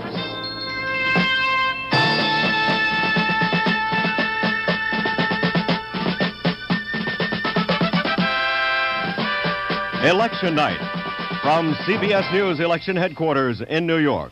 This portion is sponsored by the American Bankers Association, your bank helping you change things for the better. And now here again is Walter Cronkite. Good evening again from our election headquarters, and here are 3 CBS News estimates of races in 3 states. A senatorial race from the state of Massachusetts. Hardly any surprise that our CBS News estimate is able to say that in Massachusetts, the incumbent Senator Edward Kennedy has won a re-election there. We don't have any figures on that yet, but that was a almost foregone conclusion in Massachusetts. 2 gubernatorial contests have been decided. One had been believed to be very close, and that's in the state of New Hampshire, where, according to our CBS News estimate, Republican Governor Meldrum Thompson has beaten off a challenge from Harry Spanos. 37 to 43%, we believe the final figures will be when they are all tabulated in New Hampshire. And in West Virginia, John J. Rockefeller has apparently won the race in West Virginia for the State House. He was turned back on a previous challenge for that position, but has won it this time. Our CBS News estimate indicates he has won it overwhelmingly, 2-1, 66% over Cecil Underwood, a former governor who was trying for a comeback in West Virginia. That is a seat that had been held by Republican Arch Underwood, or Arch Moore, rather, excuse me, and now goes to the Democrats. Our national recapitulation now, almost 15% of the vote is in across the United States. 14% of the precincts counted, and the percentage lead of Jimmy Carter holds just about steady, 52 to 47% for Jerry Ford. Carter has over 6 million votes now. Carter a little over 5.5 million votes. Those break down in the important electoral college this way. 270 votes are needed, you know, and Carter now has accumulated 96, and Ford has got 28 electoral votes.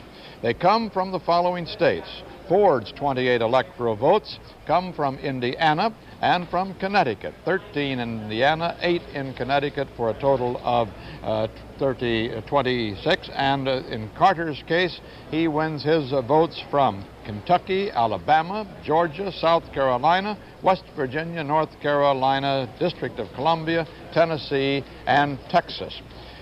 Texas having been something of a surprise. It was believed to be a toss-up state. It went in fairly good margin, according to our CBS News estimate, to Jimmy Carter. In the Senate races, 33 races up, as you know, this year. 22 of those were held by Democrats, 11 by Republicans. So far, the Democrats have won in 8 states, the Republicans in 4. The important question is, how many Democratic seats can the Republicans take away from the Democrats, and vice versa? And that shows as follows. The Republicans have taken 2 seats away from the Democrats. The Democrats 1 from the Republicans. The Republican victories have come in Indiana and in Missouri, and the Democratic victory in Maryland, taking away seats from sitting senators from those states. The gubernatorial races, 14 state houses are up this year, 8 Democratic, 6 Republican, and so far 7 of those races have been decided according to our CBS News estimate, the Republicans having won 4, the Democrats 3, and each party has taken 2 seats from the other. The Republicans have taken seats in Illinois and in Delaware that have been held by Democrats. The Democrats have taken seats in North Carolina and West Virginia that had been held by the Republicans. In the House races, but I'll give you that in just a moment. Let me first say that our CBS News estimate is in from the state of Arkansas, and no surprise there, Jimmy Carter has defeated Ford as expected.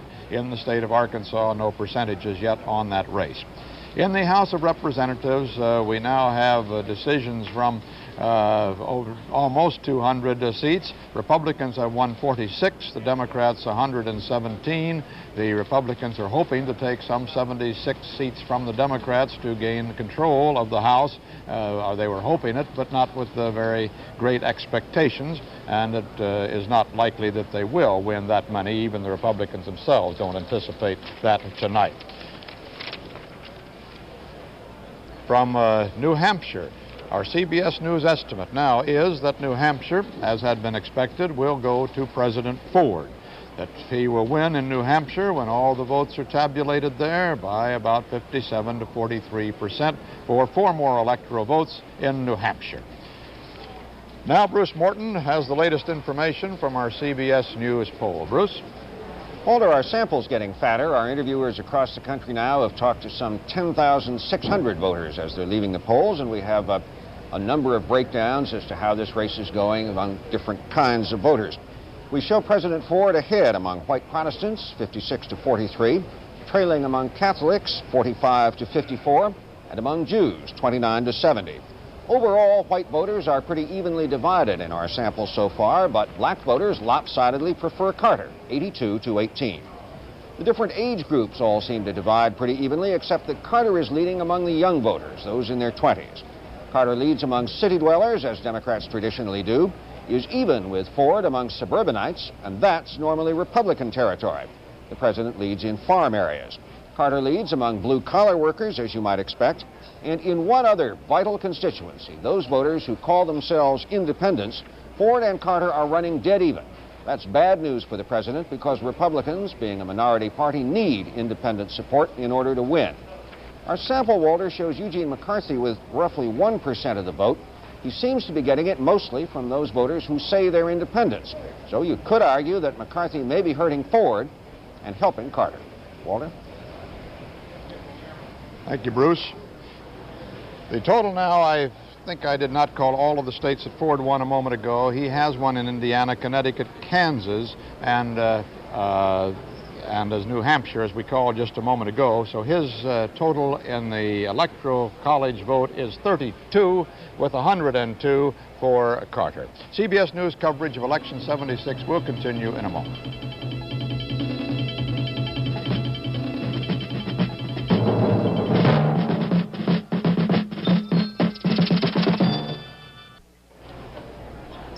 There are very tight presidential races in several of the states developing. We'll have reports on those very shortly. There are also some very tight ones for the Senate and the gubernatorial contest. Let's take a quick look at those now. First from the east with Mike Wallace. Mike?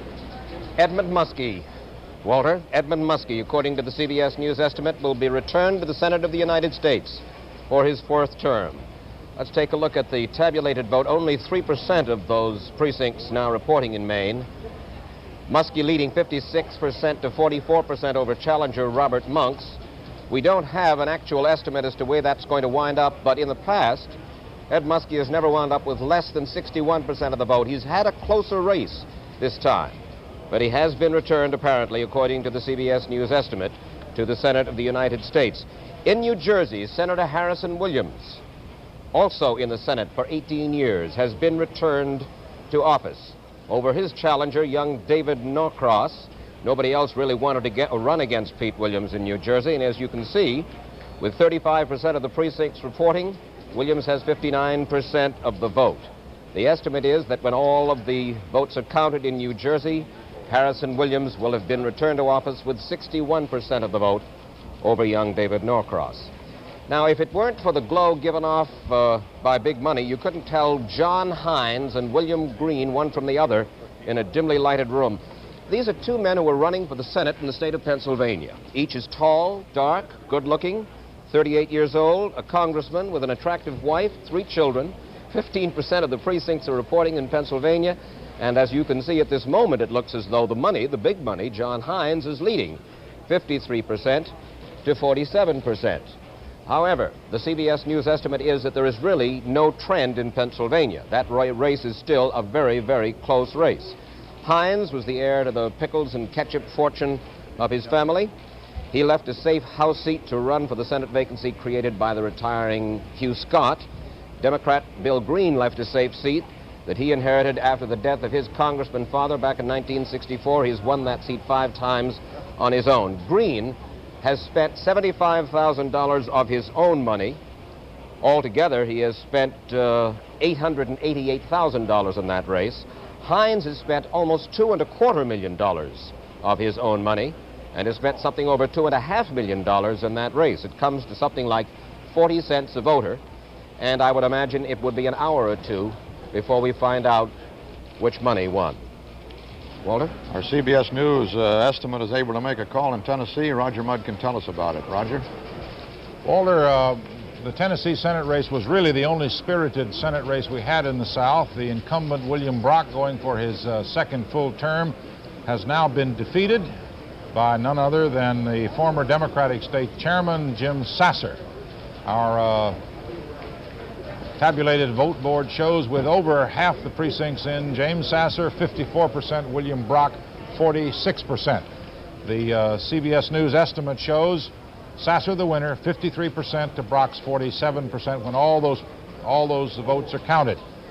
Senator Brock said from the beginning, my big problem in Tennessee is not James Sasser, it's Jimmy Carter, and that's exactly what happened. Jim Sasser got in on Jimmy Carter's coattails. Carter carried that state by about 56%, and our percentages this evening show Sasser carrying it about 53%. He trailed Carter by 3 or 4 percentage points in every part of the state. There are other Senate seats in the South. Walter, in Florida, Lawton Childs is the winner. In Mississippi, John Stennis has been reelected. In Texas, Lloyd Benson has been reelected, defeating Alan Steelman, a congressman from Dallas. And in Virginia, the independent, Harry Byrd, has defeated the former chairman of the Joint Chiefs of Staff, Elmo Zumwalt, and he whooped him, 62%. How about the Middle West, Stan? Well, Walter, in Nebraska, a very solid win for Gerald Ford. Nebraska, one of the most Republican states in the country, except for 1964. It's gone Republican for the past 40 years. In Douglas County, including Omaha, President Ford ran about 55 to 43% ahead of Jimmy Carter. It had been thought that Mr. Ford might be in trouble among Nebraska farmers for last year's grain sales embargo, but that is not the case, and our CBS News estimate is that President Ford has won Nebraska by about a margin of 59%. Now, one of the real upsets of the evening could be in the making in Missouri. Certainly already it's an upset in the fact that the race is so close, a squeaker in the gubernatorial race in Missouri. This is the battle between the incumbent Republican governor, Christopher Kit Bond, 38 years old, bidding to become one of the Republican superstars from the Midwest. The question was supposed to be not if Bond would win, but by how much. Lo and behold, walking Joe Teasdale, former prosecuting attorney from Kansas City, with 28% of the vote in and tabulated, leads Kit Bond 53% to 47%. There's a race we'll be watching, because while the Republicans have already elected a senator in Missouri, John Danforth picking up the seat that did belong to the Democrats, and Stuart Symington retiring, while Danforth has won in Missouri, Kit Bond locked in a very tight race. For Missouri's 12 electoral votes, that could prove to be good news for Jimmy Carter. We'll simply have to wait and see. In Ohio, in the Senate race that could have an effect on the presidential race, Metzenbaum and Taft. Here's what with 15% of the vote in, the tabulated vote shows Howard Metzenbaum with leading Robert Taft, the incumbent Republican senator, 51% to 49%. There's one that we are likely to be watching all evening long. Now, we're told that Metzenbaum has done particularly well in and around Cleveland, getting better than 60% of the vote there. If that holds up for Jimmy Carter in the presidential race, could be good news for him in Ohio. In Michigan, Senate race there that could also have some effect on the presidential race. In the Michigan Senate race, Donald Regan, the congressman, used to be a Republican, switched over to the Democratic column to make this race with a surprisingly large lead over Marvin Esch, his Republican opponent for the Senate seat that it was left open by the retirement of Philip Hart. This is on the basis of the tabulated vote, 10% of the tabulated vote in Michigan. But on our CBS News estimate, we estimate that Regal has jumped out to a significant lead on the order of 54 to 46%. But although it's a significant lead, we are not yet prepared to say that Regal wins that race. We are prepared to say that he's jumped out to a sizable lead. Could, again, be good news for Jimmy Carter in Michigan if Regal's lead holds up. Walter, one other point that we didn't get a chance to make earlier, that in carrying Kansas, President Ford's margin was not as impressive as some people thought it might be, considering Kansas's reputation as a very strong Republican state. But in the Midwest, Nebraska goes to Ford, Kansas has gone to Ford, Indiana has gone to Ford, very tight gubernatorial race in Missouri, very tight Senate races in Michigan and Ohio. We can now say on the basis of our CBS News estimate of our sample precincts that in Massachusetts, Jimmy Carter will win that important state. Not too much of a surprise there.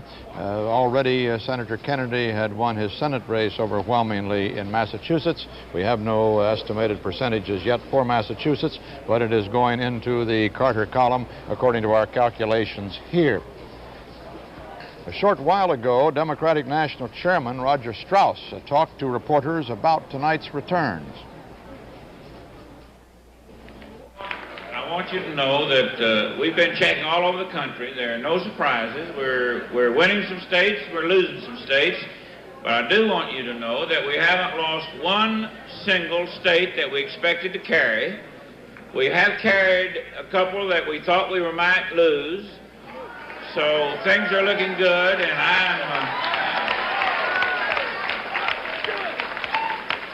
there's nothing new on Ohio, but we've been checking around with all of our people out there, and they say Ohio is going to fall in the Democratic column. And if it does, it'll follow the great state of Texas, I might add, which is already done so. All I want to say to you is I think we're in for a happy night. I think we're going to have a modestly long night. But these states, Michigan, for example, is too close to call, but that's the president's home state. Now, our candidate's home state went 75-25 for him. That's Robert Strauss, not Roger Strauss, as I said. It's Robert Mudd I was thinking of. In the state of New York, in the Senate race in New York, CBS News has an estimate that Patrick Moynihan, former UN ambassador, will defeat John Buckley in New York State, has defeated him, and that the final percentage will show about 55% for Moynihan to 45% for Buckley, who spent one term in the Senate after having been elected on the conservative ticket in a split vote situation here 6 years ago. Moynihan is now taking that seat for the Democrats. There are some very close races for the presidency across the nation, as Robert or Roger Strauss said a moment ago. A rundown of those in Illinois, for instance. With 4% of the vote in, Carter has only a 56 to 43% lead. In Michigan, with 9% of the vote in, Carter leads 57 to 42. In Missouri, 25% of the vote in, Carter leading 55 to 44. Ohio, 15% of the vote in, and it's an even split at this moment, 49 and 49% for each of the men. Delaware, 63% in, Carter leading with 52%. Maine, only 3% in, and Carter has a narrow lead of 51% in Maine.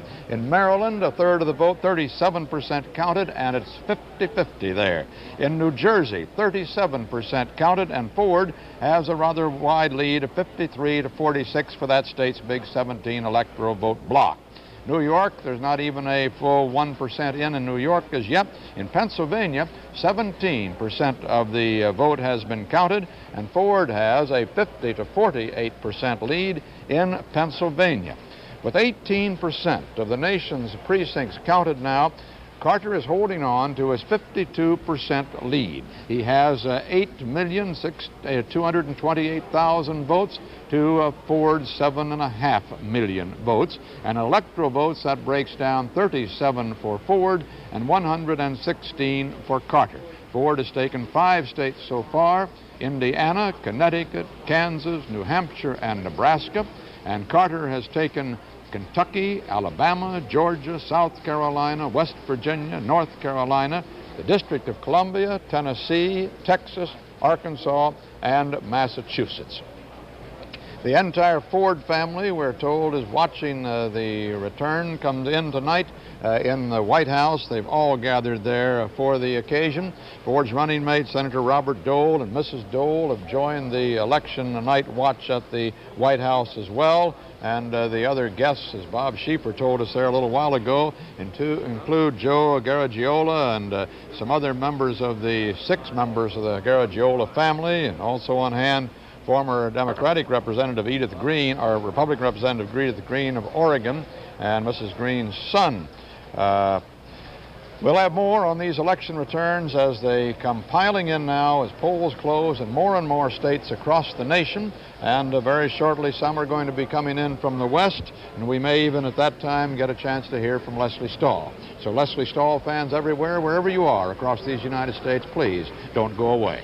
This is Walter Cronkite at CBS News Election Headquarters.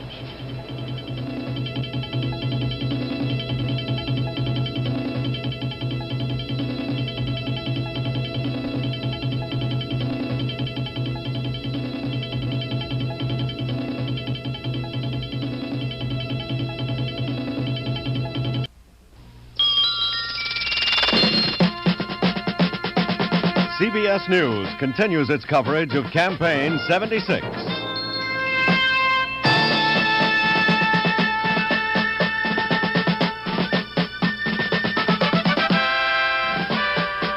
Election night. From CBS News Election Headquarters in New York, here again is Walter Cronkite. Good evening again. And in the state of Delaware, we now have a CBS News estimate of the winner there in the presidential race. CBS News, on the basis of our sample precinct, can say that that race has been won by Jimmy Carter. Jimmy Carter wins in Delaware. His percentage, when all the votes are counted there, about 54% to Ford's 45%. Another state in, Rhode Island. Our CBS News estimate is that Carter also will take Rhode Island, defeating the incumbent president there 56 to 44% in the normally Democratic state of Rhode Island. So with now a fifth of the nation's precincts reported, a little over 21% of them in, Jimmy Carter is holding on to his popular vote majority, 52 to 47%. He has 9.25 million votes to almost 8.5 million votes for President Ford. In the all-important electoral count, it breaks down to 37 for President Ford and 123 for the former governor of Georgia. Those come from these states. For Ford, 5 states are in his column, according to our CBS News estimate. In Connecticut is the biggest breakthrough for him so far, a state that was believed to be a toss-up and has frequently been a swing state. The others are in New Hampshire, returning to a Republican column again, and in the Middle West, Indiana, Kansas, and Nebraska. Carter's states are solidly from the South, as well as a couple of others, some important ones. For instance, Texas, with its big block of 26 electoral votes, which was believed to be a toss-up, has gone in his column. And his states are these: Kentucky, Alabama, Georgia, South Carolina, West Virginia, North Carolina, the District of Columbia, Tennessee, Texas, Arkansas, Massachusetts, and Delaware. In the Senate races, 33 up tonight, as you know. The Republicans have won 4 of those so far, the Democrats 11. The big question is who takes seats from the other party in the Senate, and the Republicans have taken 2 seats from the Democrats so far tonight. The Democrats 3 seats from the Republicans. The Republican gains have come in Indiana and in Missouri. The Democratic gains have come in Maryland, in Tennessee, and in the third state, which I'll have to look up for you here and haven't found yet, but I will. In the gubernatorial races, there are 14 states at stake tonight. The Republicans have won 4, the Democrats 3. The Republicans have gained 2 Democratic seats, and the Democrats have gained 2 Republican state houses. Those gains for the Democrats have come in West Virginia and in North Carolina. The Republicans have won formerly held seats held by the Democrats in Illinois and in Delaware. In the House races, all 435 seats are up, as you know, and the Democrats hold a big 76-vote margin in the present Congress. Well, tonight so far, the Republicans have won 58 of those 435 seats up, the Democrats 148 seats. Now let's get some details from the races in the East from Mike Wallace. Mike? Walter, 85 electoral votes, New York, New Jersey, Pennsylvania, and we don't have a lot of votes in any of those 3 states, but let's take a look. Beginning with New York, all the polls have showed Carter way ahead. A month ago, they showed him winning New York City by something over 62%. Jewish voters, he was leading 72-13. Blacks, 88-4. 8% of the precincts are now reporting. And take a look at it. Gerald Ford leading 54-46%. But that's only 8% of the precincts reporting, and I'm sure that we're going to see a change in New York. Take a look now at New Jersey. In New Jersey, unemployment at over 11%. Labor working hard for Carter, but the Democrats split there, and this could be hurting Carter. The tabulated vote with 41% of the precincts now reporting. Gerald Ford, 53%. This is 17 electoral votes at stake here. Do we have a CBS News estimate in New Jersey? We do not. But Gerald Ford seems, anyway, to be building a fairly comfortable lead, an important lead for him in the state of New Jersey. And now let's take a look at the state of Pennsylvania. We have 1 out of 3 precincts finally reporting in Pennsylvania. 33% of that state has now been tabulated, and Gerald Ford is down 51 to 48% in that state. On paper, this should be a Carter state. It's gone Democratic in 3 out of the last 4 elections. Labor is strong and well organized in Pennsylvania. Carter had a good win in the primary here, and of course he wants that state very, very badly. The CBS News estimate in Pennsylvania: Carter leading with 51% of the vote, Ford 48, and that could be very, very important for Jimmy Carter if it holds up that way.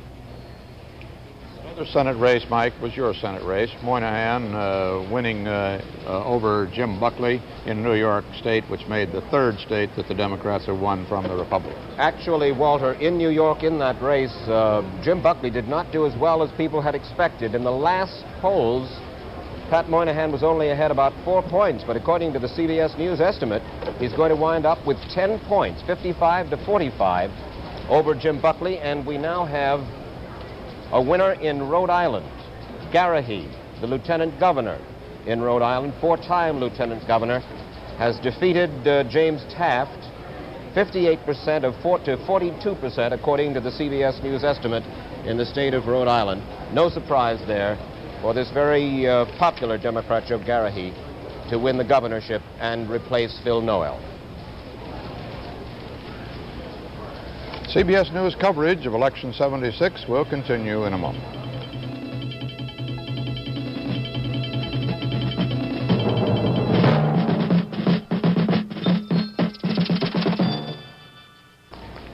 Democrats have held on to a hard-fought Senate seat in Michigan, and Republicans have taken a seat from the Democrats in Rhode Island in the Senate. In Michigan, the result, according to our CBS News estimate, shows Donald Regal, the Democrat congressman, succeeding to the seat vacated by the retiring Senator Hart. He defeated Marvin Esch, the Republican candidate, and our final figures, we believe, will be about 54% for Regal, 46% for Esch.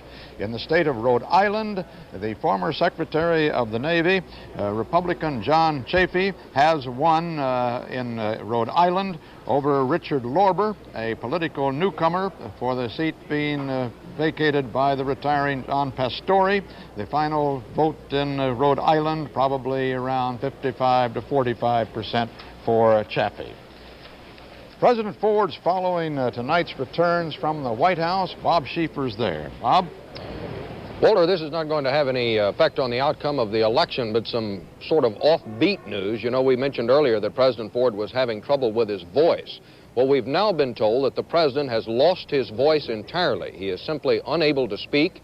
An aide told me a while ago that he has no fever or any ill effects or anything like that, but his voice simply gave out after this marathon tour that he took over the last 10 days, where he made literally hundreds of speeches. So there's a real question now as to whether the president will be able to make a statement tonight. Whatever happens, he simply may be unable to talk. The aide who told me about it said that he sees no way the president can have anything to say tonight unless Dr. Lukash, the White House physician, is able to give him some sort of medicine. Also, Walter, just one note here. The outlook here right now is not entirely optimistic. Nobody is conceding defeat or anything of that sort, but nobody is going around saying we've got it in the bag so far. The closest one aide would say to that tonight was that, well, it's still doable. Walter? We'll be coming back there, Bob, for reports later on this evening, of course. And now let's go to our southern regional correspondent, Roger Mudd. Roger? Walter, it's obvious that whatever damage was done by the Playboy interview and by the GOP's success in picturing Jimmy Carter as a free-spending liberal has been outweighed by a huge turnout in the South, an enormous number of Southerners turning out to vote for a fellow Southerner, and a huge number of black voters turning out. We already, for instance, are able now to call in Louisiana, which was thought to be a state leaning toward Ford. We call that, according to our CBS News vote profile analysis, Louisiana goes to Jimmy Carter. That makes the 9th state out of the 13 in the South to go for Carter. You can take a look at the southern list of states and see what Carter has done. I'll give you the percentage by which CBS News estimates the Carter win. Alabama, 58%, Arkansas, 66%, Georgia, 69%, Kentucky, 52%, North Carolina, 55%, South Carolina, 57%, Tennessee, 56%, Texas, 53%. And added to that now is Louisiana. There are 2 state races that have tightened up since we reported last. The first one is in Virginia. The popular vote there, the tabulated vote with 2/3 of the precincts in, now show Carter and Ford splitting it even. The race there centers around President Ford's strength in the central part of the state, in small towns, in the rural areas.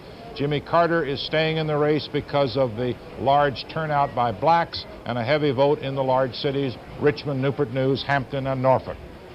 The second tight race in the South is in the Florida presidential race, and that reveals that Jimmy Carter is barely holding his own in the Panhandle, which is a traditional Democratic part of Florida, and in the so-called condo vote, the huge vote that comes out of the condominiums of South Florida, Carter there is splitting with Jerry Ford. That one will go down to the wire. So, Walter, out of the 13 southern states, Carter now has 9, and we're holding for 4 more. George or Walter? All right. Quentin Burdick has won his seat again in North Dakota. That's a CBS News estimate in the state of North Dakota. Incumbent Senator Burdick has won over Robert Straup's challenge by a rather hefty 2-to-1 margin, 65 to 35%, according to our estimate. In Wisconsin, Senator Proxmire has been returned as expected. Won re-election easily there, although we don't have our percentage. Well, this is the actual vote in so far. Proxmire 72 and York 28%. No, that's our estimate. I'll take that back. But Proxmire wins easily as expected in the state of Wisconsin. Now, in some of those very close states on the presidential race, let's take a very quick look at them. In Illinois, 11% of the vote is in, and Carter has moved into a 58% lead. In Illinois, in Michigan, 14% of the vote is in. Carter has got a lead there of 56% in the president's home state. In Maine, 6% of the vote in, and Carter's got a lead in that traditionally Republican state, 51%. Maryland, 56% of the vote in, and Carter's got a 51% lead in Maryland. In New Jersey, nearly half the vote in, 43%, and Ford is holding on to his lead. He's got 52% there now, but that's less than he had a few moments ago by about 1%. In New York, the first 10% of the votes have been counted, and Ford has jumped into an early lead of 54% in New York. In Pennsylvania, 1/3 of the vote in, 35%, and Carter's now moved into a lead in Pennsylvania. He was trailing there. He's now in the lead with 51%. CBS News coverage of Election 76 will continue in a moment.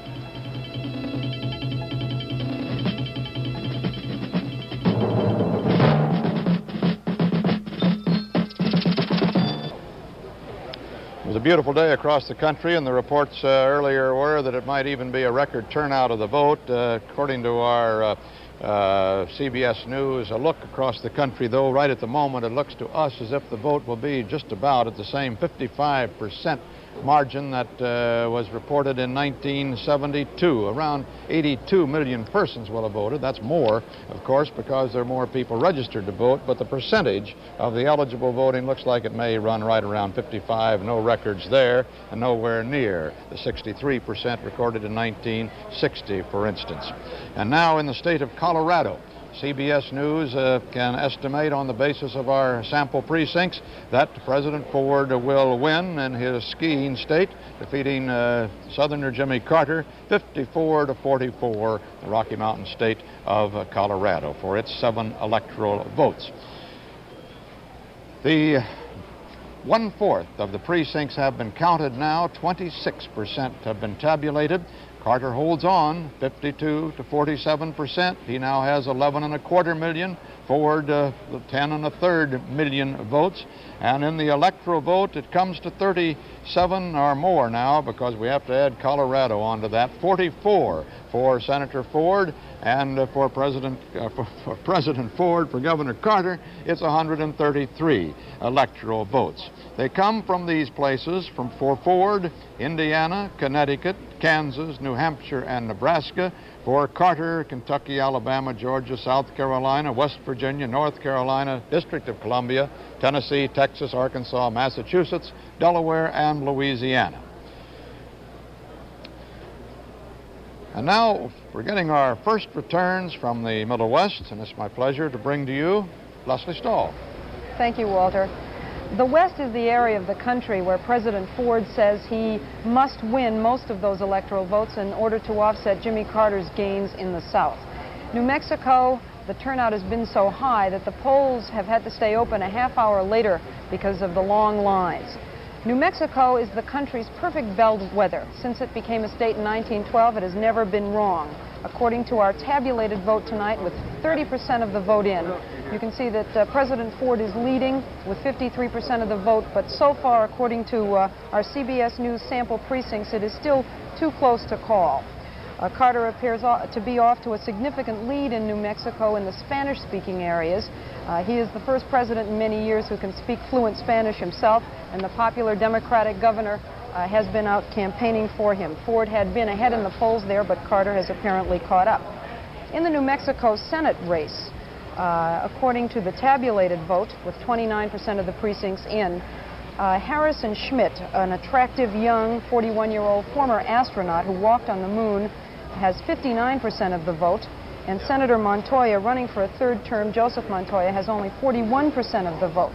According to our CBS News estimate, Harrison Schmitt, according to our estimate, he has won that election with 57% of the vote. He will get 57%.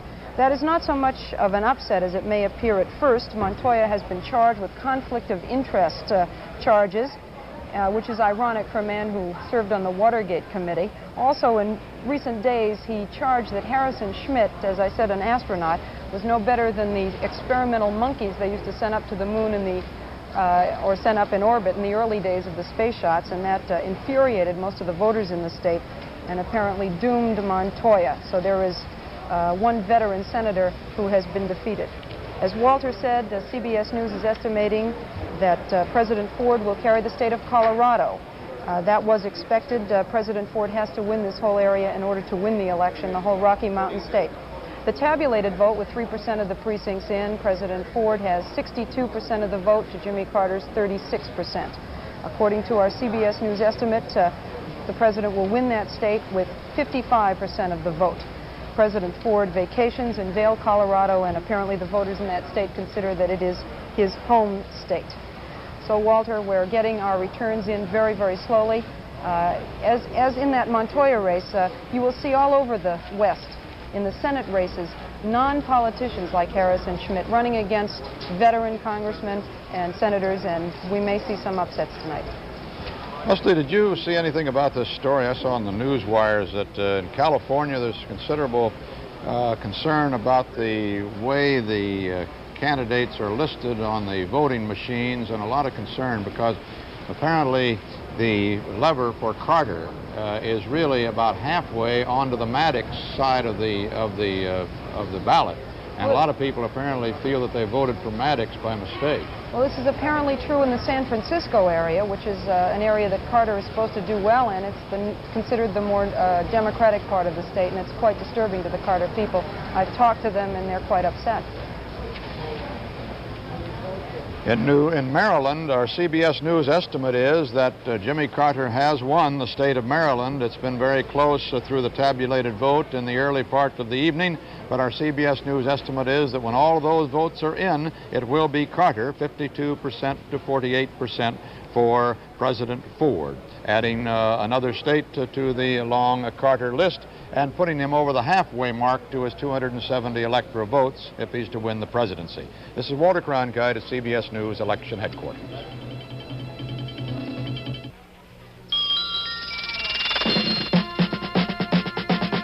CBS News continues its coverage of Campaign 76, Election Night.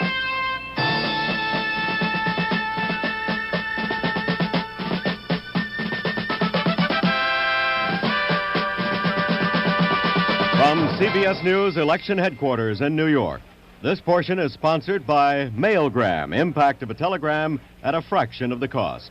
Now here again is Walter Cronkite. Good evening again. Only in the far west are polls still open, and it looks like it's just about as close a race as the pollsters told us it was going to be. With now 29% of the national precincts counted, Jimmy Carter holding on, as he has for the last couple of hours, to a 52% lead in the popular vote. He now has 12.5 million votes to 11.75 million votes for President Ford. They break down in the electoral vote. 270 are needed, you know, and now Carter has gotten over half of that number. He has 143 to Ford's 44. They come from these states: Ford, Indiana, Connecticut, Kansas, New Hampshire, Nebraska, and Colorado. He's taken those central United States states as well as Connecticut, which he hoped would be an omen of things to come in the eastern states. Carter has taken a long list of states for his total 143 votes, nearly all of the South as expected. He's taken Kentucky, Alabama, Georgia, South Carolina, North Carolina, West Virginia, the District of Columbia, Tennessee and Texas, a big win there for him. Arkansas and Massachusetts in the east, Delaware. He's taken Rhode Island, Louisiana. That was expected to be a close one, but that has fallen into Carter's total, and the state of Maryland. In the Senate races, there were 33 up tonight, 22 Democratic seats, 11 Republican seats. So far, the Democrats have won 15, most of those the seats they expected to hold, and the Republicans have won 6, including seats they expected to hold, but they have gained some, and so have the Democrats. The Republicans actually have gained 4 seats that were held by the Democrats before. The Democrats have gained 3 from the Republicans for a net gain of 1 for the Republicans in the new Senate. As before, the previous Senate, the Democrats had a big margin there, 62 to 38, and this will hardly turn over control of the Senate to the Republicans. It's a start for them. They have taken seats from the Democrats now so far in Indiana, in Missouri, and let me see where else they have taken states from the Democrats. Well, I'll get that one for you. In Rhode Island, of course, also, where John Chaffee has won in Rhode Island. The Democrats have taken seats from the Republicans in the states of Maryland and in Tennessee and in New York. Now for the gubernatorial races, the state houses. There are 14 up, 8 Democratic, 6 Republicans. The Republicans have won 4 and the Democrats 4. They're splitting those so far. They have traded a few of those. The Republicans have taken 2 seats from the Democrats and the Democrats 2 seats from the Republicans. The Democrats have taken seats in North Carolina and in West Virginia. The Republicans have taken seats from the Democrats in Illinois and in Delaware. In the House, before we get to that, let me tell you that our CBS News estimate is in for the state of Minnesota, and as expected, Jimmy Carter has won Minnesota. That Democratic farmer labor state has gone for the challenger from Georgia. Probable final percentage 56 to 42%. Gene McCarthy, who at one time represented Minnesota in the United States Senate, got 2% of the vote in his home state. And in Florida, an important call we've been looking forward to receiving, finding out who won that state that was thought to be a toss-up in these last few days of the campaign. Jimmy Carter held on in Florida. He will win there when all the votes are tabulated, according to our CBS News estimate, 53 to 47%. And that's another big boost for Jimmy Carter. He's held on in a state where Ford was making a hard and strong last-minute challenge. In the House of Representatives, with 435 seats at stake, the Democrats have won 187, the Republicans 89. The Republicans needed to take 76 seats from the Democrats tonight in order to win control of the next House of Representatives, and they are probably not going to do that tonight. Eric Severide and Bill Moyers have been watching Jimmy Carter's performance among suburban voters. Gentlemen, how's it look out there in the suburbs? Well, that's one of the things that keeps coming back to your mind, these figures that seem a little surprising compared to what we thought earlier was going to happen anyway. We'd all been told that Ford was going to do extremely well among the independent voters, a great portion of whom are now living in the suburbs.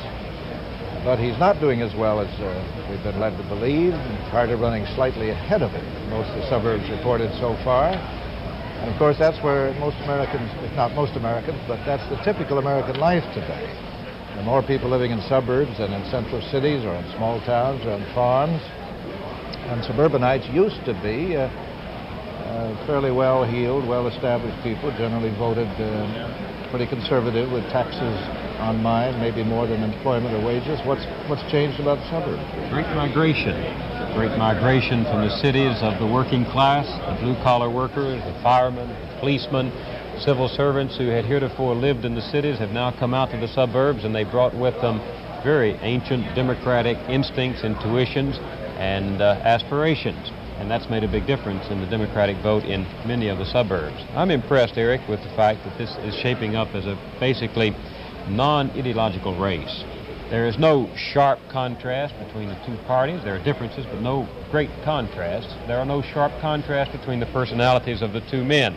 So partisanship and self-interest are asserting themselves in this election, and it could well be decided by the fact that there are simply more Democrats than Republicans. Somebody said Republicans sleep in twin beds, which is why there are probably more Democrats than there are Republicans, and so with Democrats outnumbering Republicans 2-1, on that breakdown you have the trend that you see running in the presidential race, at least. It's too early to call, but of course the reassertion of the old Democratic coalition, the Catholics, the South, the white vote, the blacks, is a very encouraging sign for Carter. On the South, I have to say that as a Southerner, that is probably one of the most historic turns of this 1976 election.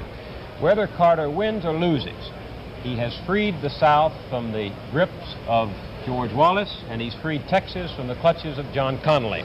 And the Democratic Party now finds itself able in the South to fight its battles on economic lines and not on racial lines. Very encouraging, it seems, to a lot of us. Bill, there's some other encouraging little notes here and there. Some signs the Republic may not be going to the dogs all that rapidly. The very scholarly people 6 weeks ago said the total vote would be below 50% for the first time in 50 years. It's not. It's running 55. It's normal. The Senate is trading in Montoya and Hartke for people like Sarbanes of Maryland, a Rhodes Scholar, Pat Moynihan of New York, a certified card-carrying 24-carat intellectual. At least the level of rhetoric ought to rise considerably, which should interest the press gallery at the Senate next year. Back now to Walter Cronkite. Our CBS News estimate, gentlemen, is that in Vermont, as expected, President Ford has won that once solidly Republican state. He will probably come out of the state with about a 59% margin in Vermont, 53% margin over Carter, and with Gene McCarthy picking up about 2% of the vote in Vermont. Also in Minnesota, no surprise to anyone, the hero of Democratic farmer labor politics in Minnesota, Hubert Humphrey, who recently underwent serious operation, as you know, and is now recovering, has won his Senate race there, 75 to 25% over Gerald Brecke, his Republican challenger. CBS News coverage of Election 76 will continue in a moment.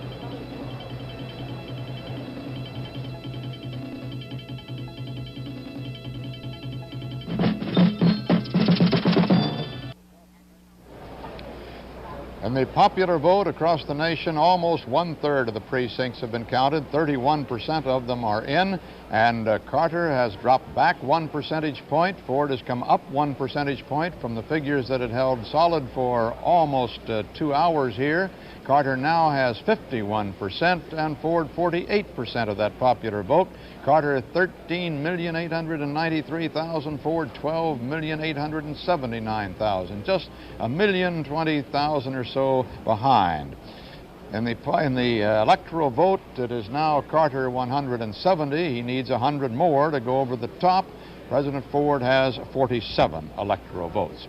Dan Rather, tell us about the races in the Middle West. Walter, it's make-or-break time for Gerald Ford. As you've outlined, you and Roger, the tide has run out on Mr. Ford in the South. In the East, still undetermined, but doesn't look like he's going to do as well as he had hoped in the East. If Gerald Ford cannot carry 4 states in the Midwest that we now have some figures on, Ohio, Michigan, Missouri, and Illinois, it's turn out the lights for him. But he is still alive. For those of you at home who see those figures for Carter go up on the board and say, well, it looks like it's all over, it isn't over yet, and here's why. In Ohio, with 36% of the precincts reporting this is the actual tabulated vote, practically a dead heat. Can you believe it? Now, while Carter is carrying the area in and around Cleveland, he's only doing about 1 percentage point better than Hubert Humphrey did 8 years ago when Humphrey lost Ohio. Mr. Ford in Ohio is piling up margins in the suburbs and rural and small town areas. Ford's hopes are still very much alive in Ohio. In Michigan, 21 big electoral votes there. 25% of the precincts in with the tabulated vote. Carter is out to a lead, 55% to 44%. Mr. Ford seems to be holding on in areas outside of Detroit. That Carter lead is basically the big lead that he piled up in Detroit in Michigan. Both candidates, of course, wound up their campaigns in Mr. Ford's home state. The Carter people believe that Leonard Woodcock and the United Auto Workers' big vote turnout in Michigan could spell the difference, but it's too early to say. In Missouri, it looks neck and neck in the rural, small-town areas which Democrats have lost in the last two presidential races, with 44% of Missouri's precincts reporting.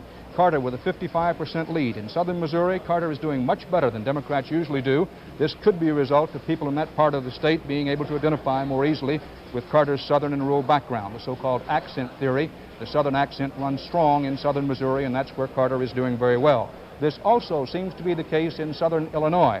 Carter running a dead heat with Mr. Ford in southern Illinois. In Illinois as a whole, 19% of the precincts in and tabulated Carter with a 54% margin in Illinois. Now, however, the daily margin in Chicago was not nearly as large as it has been in some past races, and the Republicans picked up the gubernatorial seat in Illinois. Again, it looks very, very close. So there you have it, Walter. Still close. Ohio, Michigan, Missouri, and Illinois. If Mr. Ford doesn't carry at least 3 of those 4 states, and possibly all 4 of them, you can pour water on the fire and call in the dogs, because the hunt will be over and Mr. Carter will have won it. I like your metaphor. And the metaphor in the East, Pennsylvania, 50% of the vote is in there now, and Carter has a 52 to 47% lead in Pennsylvania. But in New York, with a third of the vote in, Ford has a 53 to 47% lead. And in New Jersey, with half the vote in there, Ford is leading also 52 to 47%, with all of those races very, very close, obviously, for the big blocks of electoral votes still to come. Bruce Morton has the latest results of our CBS News poll. Bruce? Walter, President Ford is running a little better with our sample, our 10,000-person sample of voters, than Republican candidates for the Congress are. Our interviewers asked all their subjects which candidate for the House they'd picked, and the Democrats came out way ahead. 58%, I'm sorry, of the voters in our sample said they were for the Democratic candidate in their district, against just 41% for the Republican. So it looks as if all those advanced predictions of another heavily Democratic House of Representatives will probably turn out to be about right, which means that a lot of the people who were in the Congress last year will be in the Congress again next year. Oddly enough, when we asked voters in our last pre-election poll, the one that we did over the weekend, who was to blame for the way government works, 68% of them blamed the Congress. Only 13% blamed the president. Still, it looks as if voters somehow don't blame their own congressman. He'll probably soon be back while Mr. Ford is in a tough fight. Republicans, on the whole, have been a little more loyal than Democrats, voting for Ford if they voted for the Republican for Congress, but both parties seem to have closed ranks pretty well after the primary fights of the spring. The Republicans' basic problem is that they're the smaller party with fewer ranks to close. One other note about the turnout, Walter. We've been checking around using our vote profile analyses in the various states, and you get a mixed bag in the East and Midwest, up in some states, down in others. But in the South, clearly having a Southerner did something. The turnout in every single Southern state seems to be way up. Walter? Hey, Bruce, I noticed also in your polls, I got some of the information over here at my desk, that on the income levels, it's about as some pollsters had predicted, that Ford is taking by about 2 to 1 those people with family incomes of $20,000 and over. Carter taking by about the same margin those with family incomes of $8,000 and under. In the $8,000 to $20,000 income bracket, it's Carter by a smaller margin. And those who make, that's $8,000 to $12,000, from $12,000 to $20,000, it's about an even split between Ford and Carter. Rather interesting figures on the income effect of the vote. CBS News coverage of Election 76 will continue in a moment.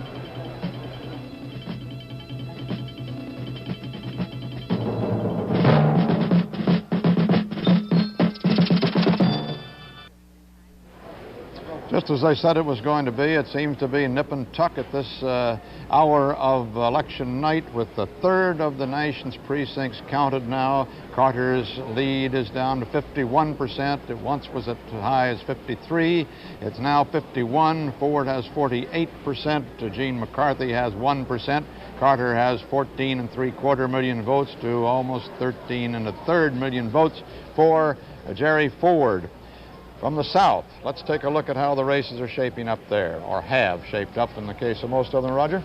It's almost over, not quite. A few still holding out as the as the clock moves on. The Florida call that we had a little earlier is interesting only because that was the one state George Wallace went into and campaigned.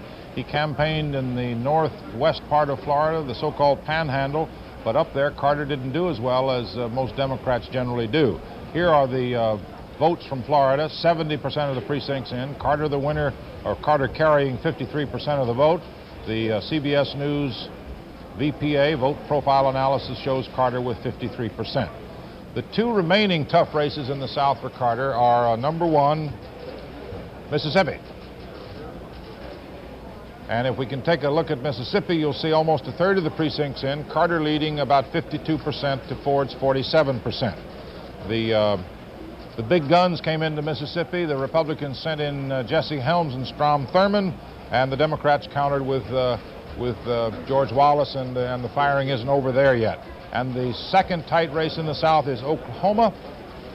About more than three-quarters of the precincts in, and Carter trailing Ford by about 3 percentage points. Carter is doing well in Oklahoma, only in the southeast portion of the state, that part of Oklahoma known as Little Dixie. So we're waiting on two more, Walter: Oklahoma, Mississippi, three more, and Virginia. With Harrison Jack Schmitt, who walked on the moon, joining John Glenn in the United States Senate. That gives us, he comes from New Mexico, you know, and defeated the incumbent Joseph Matoya there tonight. Well, that gives us 2 astronauts in the United States Senate out of 100 members. That is 2% of the Senate.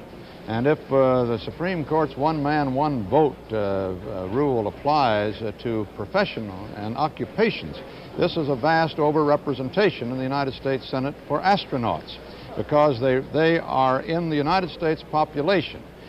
They represent 0.0000002% of the U.S. population, 10 millionths of the population, and yet they're 2% of the United States Senate. This is Walter Cronkite at CBS News Election Headquarters.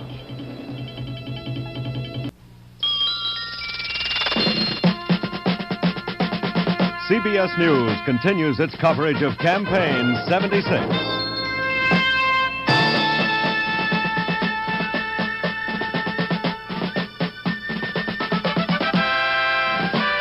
Election night from CBS News Election Headquarters in New York. Here again is Walter Cronkite. And hello again, and we have a CBS News estimate on the presidential returns in Montana. Our CBS News estimate is that President Ford will win Montana. That had been expected. We think that the final returns will show Ford with about 57% of the vote to 43% for Jimmy Carter. Now, there are now 36% of the precincts in from across the United States, and Carter's lead is still at 51%, almost 16 million votes now for Carter to almost 15 million for President Ford, 51 to 48%. The electoral vote shows Ford now with 51 electoral votes, Carter with 170 electoral votes. 270 are needed, so Carter is 100 electoral votes away, Ford 119 electoral votes away. In Washington, Fred Graham talked with James Baker, the chairman of the President Ford Committee, about how this election night's going so far. Things are going pretty much the way we expected them to go. We're trailing in those states that we thought we'd be trailing in, and we're leading in those states that we had hoped to be leading in at this stage of the race. We're very happy that we're ahead in New Jersey, which was a state that we didn't have a whole lot of confidence there, but it now looks like we're going to win New Jersey. Michigan, as I understand it, at this stage, we trail by some 70,000 votes. These votes are urban votes. They're the first votes that come in. They're the votes from the major metropolitan areas where we don't do as well. And quite frankly, we think we're going to carry Michigan. We remain very optimistic about Michigan and very confident about Michigan. Now, when are we going to know? Is this going to go right down to... I think it's going to be very late tonight before we know, Fred. I think that this race may well be decided on the West Coast. Probably will be, particularly so if the major industrial states of the Midwest don't fall all one way or the other if they're split, and we think they probably will be split. So you have to carry California.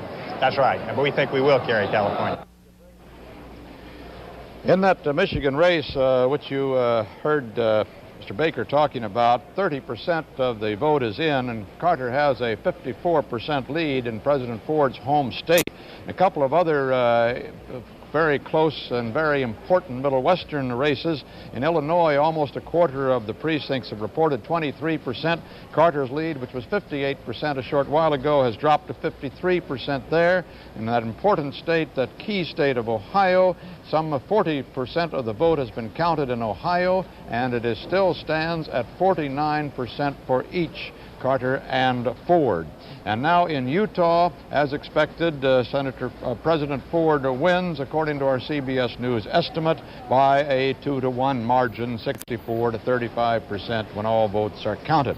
New Jersey was another important state that Mr. Baker was talking about there at Republican National Headquarters, and Mike Wallace can tell us something about it and other tight eastern races. Mike? As you said, Walter, there are 170 electoral votes at this moment for Jimmy Carter. He's 100 away, and 3 industrial states in the East can give him 85 of those 100, New York, Pennsylvania, and New Jersey. Let's take a look at New York first of all. With 1/2 of all of the precincts reporting in the state of New York, as you can see, Gerald Ford is still far, I say far, 4% ahead of Jimmy Carter. And that's a little difficult to understand in view of the fact that Pat Moynihan defeated Jim Buckley by 10 points. And that race is all decided in New York. We are not sure, our decision desk is not quite sure what to do about our sample precincts. Therefore, we are not going to try any effort at calling who's going to win those 41 electoral votes in the state of New York. Go to Pennsylvania. In Pennsylvania, 56% of that vote is now in. And Carter is ahead by 5 points in the state of Pennsylvania. The CBS News estimate is that at this moment he's ahead by 3 points, 27 very important electoral votes. A tough state, a toss-up all along, conceivably still to Ford, but more likely at this moment to Carter. You mentioned New Jersey, 17 electoral votes. 54% of the precincts in New Jersey are reporting, and Gerald Ford is indeed holding on by 5 points in New Jersey, so those 3 states are indeed going to go on down to the wire. Just one note from New Jersey: legalized gambling, as you know, in one form or another, is under consideration in several states. A referendum in New Jersey to permit gambling casinos only in Atlantic City, to turn it, some people say, into a kind of Las Vegas East. That measure is apparently gaining approval, 56 to 44%. 2 years ago, a measure to allow casino gambling statewide in New Jersey failed by 3 to 2. So apparently, Walter, you'll be able to give up the office pool and take your car down to Atlantic City. The state of Wyoming, as expected, continuing President Ford's solid sweep out there in the western and northwestern states. He has won, according to our CBS News estimate, Wyoming. The final percentage we don't have an estimate on quite yet. CBS News coverage of Election 76 will continue in a moment.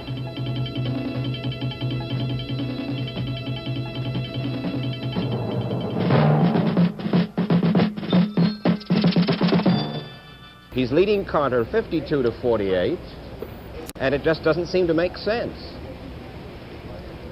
Gene McCarthy, I think we see him with virtually no kind of a write-in vote. There's been some kind of a breakdown in one of the machines up in Erie County. Maybe that has something to do with it, but the fact remains that we just don't know how to account for what is going on in New York State. What would Erie County be expected to do? Erie County would probably go Ford. Ford. So that wouldn't tilt the balance then either, even if Erie came in? No. According to our CBS News estimate now, a report on the state of Utah, and there an upset victory in a sense. It was expected to be very, very close, but a longtime incumbent, the Democratic Senator Frank Moss, has been ousted by Republican Orrin Hatch. Our estimate is that Orrin Hatch will win in Utah by around 53 to 47%. So the Democratic incumbent Moss loses that seat. That was one of the toss-up seats. It was expected to be close tonight, but it was thought that Moss had a fighting chance to hold on. He did not. And now from the Middle West, a report from Dan Rather. Dan? Walter, if you like politics, you got to love it in the Midwest tonight. So many things are close. First of all, in North Dakota, the Democrats hold on to the governorship there. Arthur Link has been reelected according to our CBS News estimate. Now, let's look over the Senate races in the Midwest. That is our CBS News estimate of Link's winning margin in North Dakota. There are 8 Midwest Senate seats at stake tonight, 6 Democrat, 2 Republican. We have results on 6 of the races. Democrats have won 4 of them, including 3 incumbents, and Republicans have picked up 2. It breaks down this way. The 2 Republicans who have won previously Democratic seats are John Danforth in Missouri and Richard Lugar in Indiana. The Democratic incumbent winners include William Proxmire in Wisconsin, Hubert Humphrey in Minnesota, and Quentin Burdick in North Dakota. In addition, Donald Regal retained for the Democrats the seat held by retiring Philip Hart of Michigan. The 2 Senate races still up in the air in the Midwest, 2 Republican-held seats in Ohio and Nebraska. In the Nebraska race, still undecided, Omaha Mayor Edward Zirinsky, the Democrat who recently converted from Republican, is running very strongly in the Omaha area, including Douglas County. His Republican opponent, Congressman John McCollister, the hand-picked successor to retiring Senator Roman Ruska, the Republican, is doing well in the western farm areas of the state. Now, a Democrat being elected in Nebraska is about as rare as an ivory-bill woodpecker, but it could happen in that Zirinsky-McCollister race. We'll have to see. The other Midwest Senate race still too close to call, the Ohio rematch between incumbent Senator Robert Taft and Democrat Howard Metzenbaum. Metzenbaum running, like William Jennings Bryan, for the 3rd time. Unlike Bryan, Metzenbaum may find himself 3rd time lucky. Metzenbaum is doing well in the northern industrial areas of Ohio, while Taft is doing well in central and southern parts of the state, those areas traditionally Republican. For anyone who says this election is over, I'm here to tell you not so. One of the more popular bumper stickers in the Midwest as I traveled it, Walter, among the college students was, "Honk when the election is over." Not time for the horns yet. This one isn't over. Okay, Dan. The results from some of those important states in the East, we can take a very quick look again at what's happening in those critical states of New York, Pennsylvania, and New Jersey. In New York, it's now 50% of the vote in, half of the vote, with 52% for Ford and 48% for Carter. In New Jersey, it's 59% of the vote in, 51% for Ford and 47% for Carter. Carter's closing the gap a little bit there in New Jersey. In Pennsylvania, 59% of the vote in, and Carter holding on to a 52 to 47% margin in Pennsylvania. In Wisconsin now, that state, which was believed to be leaning toward Carter, but not certain at all, has fallen to him, according to our CBS News estimate. Carter has Wisconsin by a narrow margin, 51 to 47% when all the votes are counted in Wisconsin. And in Pennsylvania, a call, Mike, on your important senatorial race in Pennsylvania. The Republican John Heinz from Pittsburgh, heir to the pickle, relish, and bean fortune, has won in Pennsylvania over the scion of the longtime Democratic leadership family in Philadelphia, William Green. He's won with a 53 to 47% margin when all of the vote is counted in Pennsylvania. A Republican seat being held on now by young John Heinz. That was the seat of the retiring minority leader of the Senate, Hugh Scott. This is Walter Cronkite at CBS News Election Headquarters.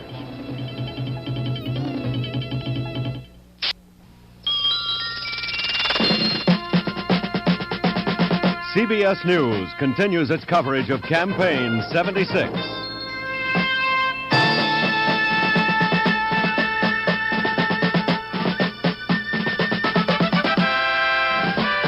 Election night from CBS News Election Headquarters in New York.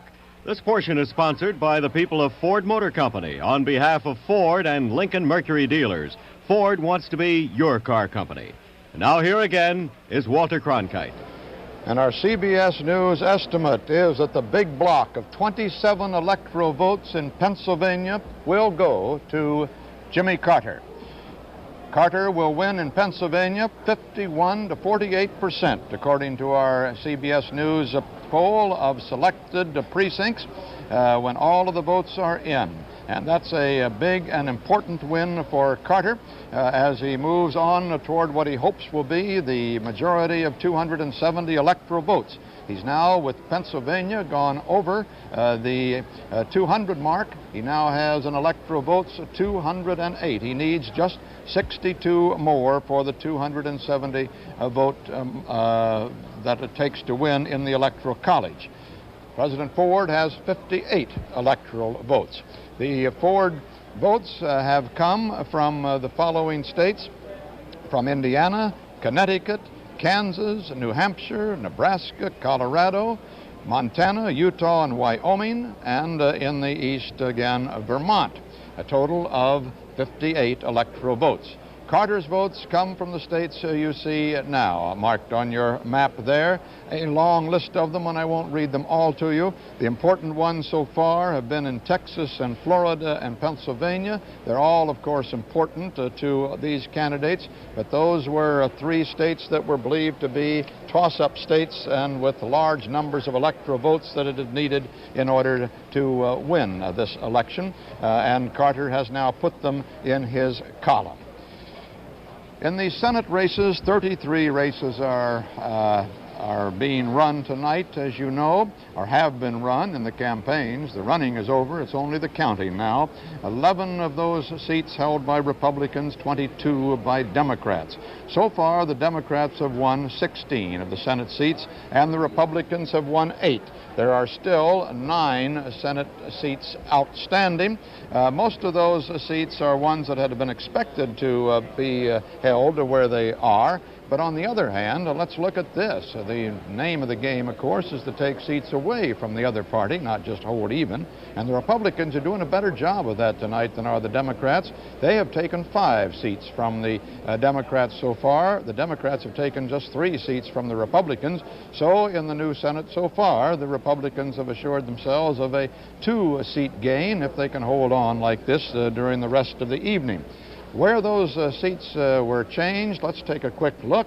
If in Maryland, the Democrat won, defeated the incumbent Republican Mr. Bell there. In New York, Pat Moynihan, the former United Nations ambassador, defeated the incumbent conservative and Republican Jim Buckley. And in Tennessee, John Sasser defeated the incumbent Republican Bill Brock, rather. And the Republican seats were won from Democrats in these states. Richard Lugar won in Indiana, upsetting and unseating the 3-time incumbent, 3-term incumbent, Vance Hartke. In Missouri, John Danforth defeated Warren Hearns for the seat that had been held by the 4-term Senator Stuart Symington, Democrat, of course. In New Mexico, the astronaut Harrison Jack Schmidt ousted from the Senate Joseph Montoya, the Democrat. And in Rhode Island, an open seat there, John Chaffee, former Secretary of the Navy, defeated Richard Lober. In Utah, Orrin Hatch, the Republican, upset and ousted from the Senate the Democratic Senator Moss. In the gubernatorial races, there are 14 of those at stake tonight. So far, 10 have been decided, and the Democrats have won 6, the Republicans 4. And in the question of taking seats from one another, well, that's an even push so far in the gubernatorial races. Republicans have taken 2, and the Democrats 2. The Republicans won in Delaware and Illinois. Pierre DuPont winning in Delaware, John Thompson in Illinois, and in the Democrats have won in North Carolina, returning that normally Democratic state to the Democratic column, and John J. Rockefeller IV has won in West Virginia, defeating Cecil Underwood for the seat vacated there by a retiring Democratic governor. The House races, all 435, are up, as you know, and so far all but 94 have either been decided or they are leaning far enough for us to put them on our list at any rate at this moment. The Democrats have won or are leading from 230 seats. The Republicans have won or are leading for 111 seats. Jimmy Carter is going to attend a rally in Atlanta later tonight. Ed Rabel is there too. Ed?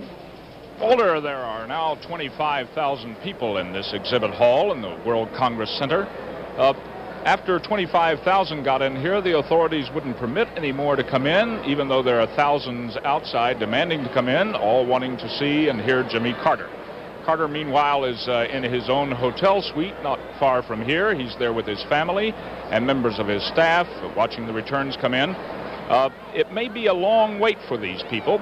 We hear now that Carter does not intend to come down to address them until Ford has conceded. And none of his staff members either have appeared here, although there have been repeated calls for their appearance, and we're waiting for them right now.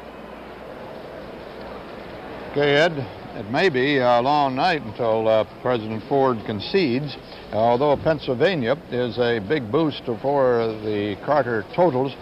He's still got some way to go. He needs 62 more electoral votes, and the states where those will come from, the big states, where he must really expect them at this stage, since he's already got his southern bloc in to his column, and most of the Middle Western, the smaller Middle Western and Western states are expected to go for Ford. Well, he's going to need some of these big ones. And here's the way it looks in those big states right now. Illinois, 35% of the vote has been counted in Illinois. Carter's lead has dropped by 1 percentage point in Illinois. He's now down to 51% the lead there. It's a very narrow lead in Illinois. And Big Jim Thompson won that that gubernatorial race for the Republicans with such a big margin. It's going to be tough, as Dan Rather's been telling us, for Carter in Illinois. In Michigan, President Ford's home state, 37% of the vote is in, and Carter has dropped there too. Now he's at 52%. That's a percentage point lower than he was a little while ago. In Missouri, he's dropped a percentage point, 53% of the vote in there, and he's at 54% Carter. Ohio, just about 50% of the vote is in Ohio, a critical swing state, and it is holding, as you see now, about 50 to 48% for Ford. In the East, in New Jersey, 60% of the vote is in New Jersey, and Ford's lead there is dropping a little bit, but he's still holding on. It's now 63%, and it's 51% for Ford. In New York, that surprise in New York, 62% of the vote, and Ford's holding on to a 52% lead. That's what he's had for the last hour or so. In Pennsylvania, we were able to call that one a moment ago for Jimmy Carter. Well, we'll be back in a moment with more CBS News election night coverage.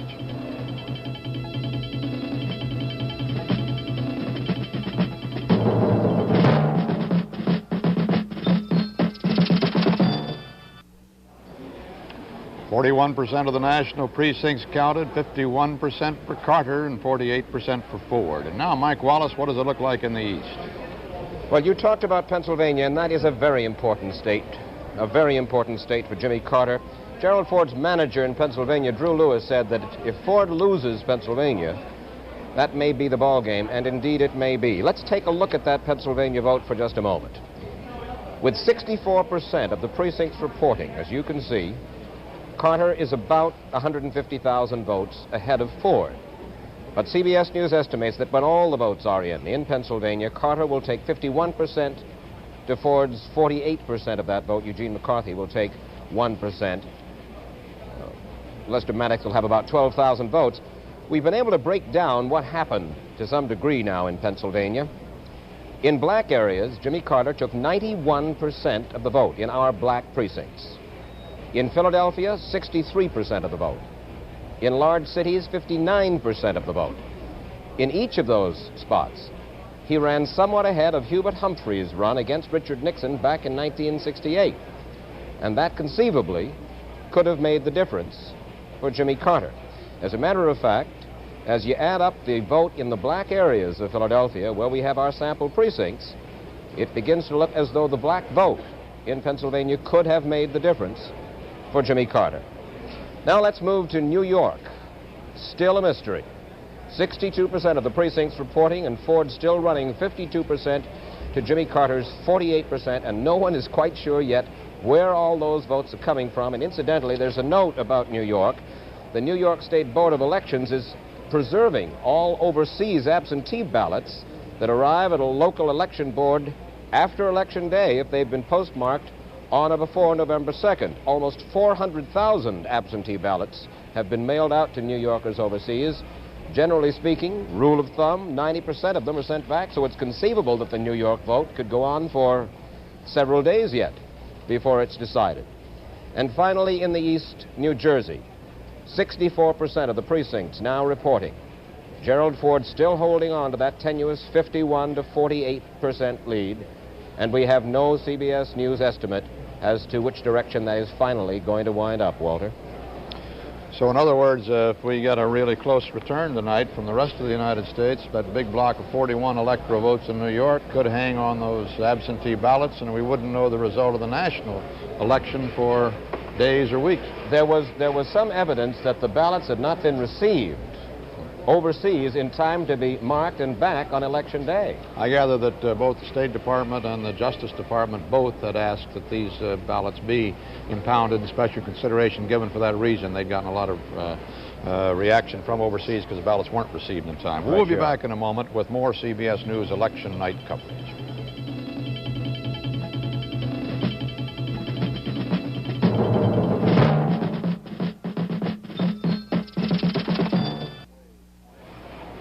We're inching up toward the halfway point in the count of the nation's precincts on this 48th presidential election, our bicentennial election. With 47% of the precincts in now, Carter is holding on to his 51% lead over Ford's 48%, 20.5 million votes for Ford, almost 19 million votes, or rather 20.5 for Carter, 19 for Ford. It's very, very close, as had been predicted. In the electoral vote, President Ford has got 58 electoral votes so far. Carter, 208 electoral votes. Carter is just 62 away from the magic number of 270 to put him over the top, but getting those last 62 are going to be difficult. Illinois, Ohio, Michigan, California, all are expected to be very close. The California polls have just closed. Ohio, Michigan, and Illinois' counts are very close indeed. Bruce Morton has been studying our CBS News poll to see how the voters perceive the candidates. Bruce? Walter, like any election, as you know, this one has to a degree been based on personality, on what the voters were looking for in a president, on what they thought they saw in Gerald Ford and Jimmy Carter. Our interviewers asked their subjects, 13,000 odd of them in the state the poll is in at the moment, to choose from a list of attributes. 40% of them said they voted for their candidate because he was the more capable. They named that more than any other single thing. And most of the ones who said that was important voted for Gerald Ford. 23% of our sample said they were for their man because he was their party's candidate. Those party regulars, more often than not, went for Jimmy Carter. 22% said they voted for their candidate because they trusted him. President Ford was the winner on that trust issue. What did voters dislike about Gerald Ford? The Nixon pardon tops that list. 33% of our sample mentioned it. Ford's ties to business came second. The charge that he doesn't run the government came third. What did they dislike about Carter? Well, 31% said they didn't know his stands on the issues. 26% said they don't trust him. So those old ambiguous feelings which have dogged the Carter campaign ever since the early primaries all seem to be alive still today. Some things which not very many people mentioned, our voters didn't choose because of how the candidates performed in those television debates, or so they said. And Walter Mondale and Robert Dole weren't mentioned much either, despite all their campaigning. Only 10% of the voters in our sample said the vice presidential candidates were a factor in choosing the president. Those who did mention it, though, lopsidedly preferred Mondale to Dole. Walter? Thank you, Bruce. Let's go right now to the western states. We haven't heard from them for a while. Leslie Stahl. Leslie? Walter, the Rocky State votes are coming in. This was the area of the country that Ronald Reagan won in the primaries. President Ford did not win any of these states. Nevertheless, he is winning there tonight. In the state of Idaho, according to our tabulated vote, with 22% of the precincts in, President Ford has 64% of the votes. According to our CBS estimate, President Ford is leading that state. That is no surprise. Jimmy Carter hardly had a campaign there at all. In the state of Utah, a Senate race, CBS News, as Walter said earlier, estimates that Orrin Hatch A conservative Republican has won that race with 53% of the vote. Orrin Hatch defeated 65-year-old Frank Moss, a veteran congressman running for a fourth term.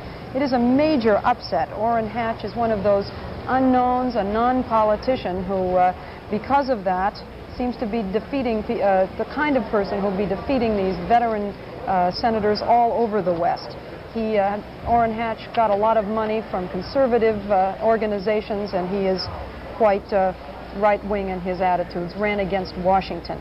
In Utah, CBS News is now ready to say that Scott Matheson, the Democrat, will win that race. We're estimating with 55% of the vote. He is defeating Vernon Romney, the Republican who was the Attorney General there. Romney had a very famous Mormon name. You would have thought he would win, but Matheson was backed by the very popular Governor Calvin Rampton, who is retiring. Rampton went on record saying that Vernon Romney was not smart enough to be governor. In the state of Wyoming, we may have a potential upset here with 32% of the precincts in. Malcolm Wallop, an unknown, has 59% of the vote, but I am now being told that CBS News is ready to say that Malcolm Wallop will defeat Gail McGee, veteran congressman. We don't yet know by what percentage, but we are ready to say that Malcolm Wallop, as I have said, has defeated Gail McGee. Again, it's a question of age. Malcolm Wallop is 43 years old. He is a state senator, and as in other states, he's a conservative who ran against Washington, and he ran against the mail service. Gail McGee was chairman of the Post Office Committee. Walter?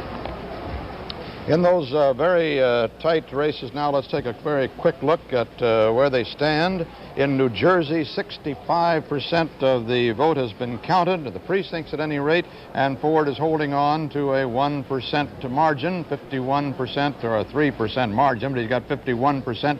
Carter's 48% there. New York has 65% of the precincts counted. Ford holding on to the 51 to 49% lead he has in New York. In Illinois, with 43% of the vote counted there now, Carter holding on again, 51%. Michigan, 39% in Ford's home state, Carter holding on, 52%. In Missouri, 60%, and Carter's improved his standing in Missouri by 1% to 55%. And in Ohio, 54% counted. Carter's dropped back 1 percentage point. It's 50-48 now. This is Walter Cronkite at CBS News Election Headquarters.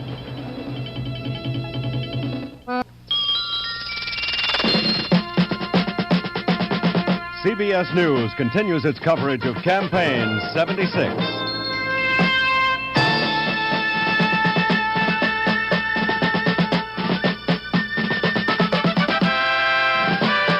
Election night from CBS News Election Headquarters in New York.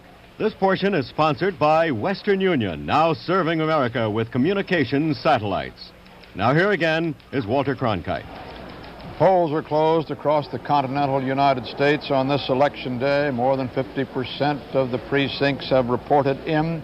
CBS News estimate now in the state of Idaho is that President Ford has carried that state as he has been carrying the western and northwestern plain states. He will win by a percentage that we have not calculated quite as yet, but we can put Idaho in President Ford's column according to our CBS News estimate. And in the state of Delaware, Senator William V. Roth, Jr. of Wilmington, has defeated Thomas C. Maloney, the mayor of Wilmington, for his Senate seat. That is Roth's seat. He'll return after one term to the Senate. That percentage about 57% for Roth and 43% for Maloney. Now, with 51% of the national precincts counted, Carter is holding on to his 51% lead. It's been that way for a couple of hours now. Ford has 48% of the vote. Carter, 21,876,000. Ford, 20,343,000. That translates into electoral votes this way. President Ford has 62 electoral votes. Carter has 280 toward the 270 needed. Carter is thus 62 electoral votes short. of what is needed to win the presidency. He's having a tough time getting those with the close states of Illinois, Ohio, Michigan, New Jersey, all very, very close. California is just beginning to tabulate, and we have no important returns from that state yet. It's also expected to be close, and this may be a long night's cliffhanger. Phil Jones is in Washington. He can tell us what the mood is at President Ford's campaign headquarters there. Phil? Walter, we're right now on the grand ballroom floor here at the Sheraton Park Hotel in Washington, D.C., which is the headquarters for the so-called victory celebration tonight. There are about 6,000 to 7,000 people who received invitations to come, and what you have just heard is their applause and their cheering when they just received some good news about how the president is doing in Ohio and Illinois. These people are really sort of isolated from the story tonight. They're getting all of their news on how the election is going from a huge projection screen, which is shown over on the wall here to my left. And what appears on that projection screen is controlled by the President Ford Committee Command Post, which is located in another room here at the Sheraton Park Hotel. They decide what all of these people here should see. Most of these people are folks who have worked for the president's volunteer efforts. They are many government workers who are especially concerned about the future of their jobs. But they were invited for a victory celebration, and at this point, Walter, they certainly aren't throwing in the towel. I noticed, Phil, that that board said that Ford had won Oklahoma. I don't know how they got those figures precisely yet. Walter, what they are doing is they are watching you and all of the networks, and they are also taking their own field reports that they have and doing their own reporting. So what you saw up there were their own reports that they have from many of their field people, as well as some of their interpretations of what you were saying. I just wondered if they had something more than we had, because the tabulated vote from Oklahoma with 97% of the precincts counted shows Ford with just a very narrow lead, and we show in our returns no returns yet. From California, which shows the president ahead. One thing that we should point out, many of the Ford people here, the strategists, have been very concerned about the early returns that were coming in from the southeast, which were not good this evening. And all of the projections that they have on the president winning this depends on one thing, and that is that they win the state of California. And what they were worried about was that many of the people in California would see all of the bad news in the southeast, and they decide, well, it wasn't worth going to the polls. And what they see right now is themselves on the projection screen. Okay, Phil. I wonder if they know yet that President Ford lost his voice tonight after all of that last-minute speechifying and may not make it down there for a statement to them. However, about an hour ago, Ron Nessen, the news secretary, came out of the White House and said that the president is being treated with a nebulizer, which apparently sprays droplets of water, no medication, he made clear. The president is drinking tea and honey and took a 2-hour nap, and Nessen says that he's resting his voice and it's much better now. So maybe he will be making a statement later on tonight after all.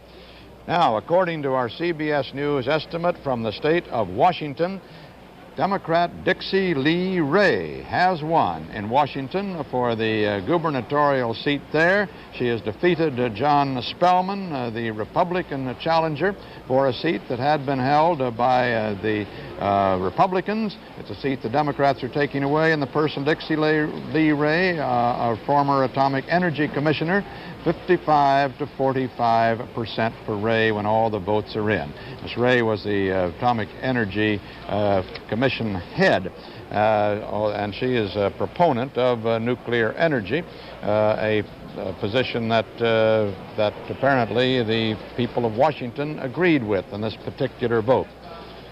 Now, those close states in the Middle West may very well hold the balance in this presidential race, along with New York and New Jersey, which are still showing slight Ford leads with 65% of the vote in each of those states, about a 1% lead for Ford in each state. What about the Middle West, Dan Rather? Walter, in the 12-state Midwest region, the nation's toss-up belt, 7 states at this hour are too close to call for either Gerald Ford or Jimmy Carter. The 5 which we have estimated winners go like this. For Jimmy Carter, Wisconsin, 11 electoral votes. Maybe the biggest shock of the evening thus far for Gerald Ford and his forces that Carter has won Wisconsin. And Minnesota, 10 electoral votes. President Ford has picked up 3 states. By our estimate, they are Indiana, 13 electoral votes, Kansas, 7 electoral votes, and Nebraska with 5. In Wisconsin, a state hotly contested where it was thought that Eugene McCarthy might take away some votes from Jimmy Carter, the Democrat has pulled through. Now, what's so surprising about this is that Wisconsin is the birthplace of the Republican Party. This is what our CBS News estimate looks like. The final total in Wisconsin may be along these lines. Not only is it the birthplace of the Republican Party, in the last 3 close presidential elections, we're talking about 48, 60, and 68, the Republicans won Wisconsin. But not tonight. This is what the tabulated vote looks like. 37% of the precincts in and tabulated, with Carter holding about a 53% margin. Jimmy Carter managed a comfortable win in Wisconsin, this despite some pre-election polls showing the state leaning to President Ford. And Melvin Laird, the former Republican congressman from Wisconsin, may need mouth-to-mouth resuscitation because he just was absolutely convinced that President Ford would carry Wisconsin. Laird and many other Republicans worked their hearts out, but it just wasn't to be. Eugene McCarthy, by our estimates, took 2% of Wisconsin's vote, and it was thought that if McCarthy was going to do well anywhere, he would do it in Wisconsin. It is a surprisingly low vote total for the man that some people call the Prince of Castaways, Eugene McCarthy, in Wisconsin. The traditionally rock-ribbed Republican area of Green Bay and the surrounding Fox River Valley area, the one-time home of the late Senator Joseph McCarthy, perhaps tells the Wisconsin story best. Jimmy Carter appears to be holding Gerald Ford to a standoff in those areas of Wisconsin, and in the cities, the Democrat is racking up big margins. Both Ford and Carter had called Wisconsin one of the smaller critical states, and to lose it was a real blow for Gerald Ford. Still at stake in the Midwest, 7 states with 99 electoral votes. In Iowa, 8 electoral votes, still too close to call. Carter running well in the central area around Des Moines and the eastern area of Cedar Rapids and around Dubuque. Democrats enjoy an almost 2-to-1 edge in voter registration in Iowa, but the Republicans have carried the state in the last 2 presidential elections and have controlled the state house for the last 8 years. This is on the tabulated vote in Iowa. Ohio's 25 electoral votes. Still too close to call. This could tell the story of the whole election. Mr. Ford running well in and around the Cleveland area, an area heavily Democratic with a high concentration of Eastern European immigrants. That could be significant that he's running that well in the Cleveland and surrounding area. Carter's Ohio strength thus far comes from Columbus in the central part of the state, also in southern Ohio. He's losing in both of those areas, but running better in the southern section of Ohio than Democrats normally do. I have to believe, Walter, that right now is the sweet hour of prayer for Gerald Ford and his supporters. They're still in it, but they need a miracle in the Midwest. I didn't mention Michigan. In Michigan, it's still far too tight to call there.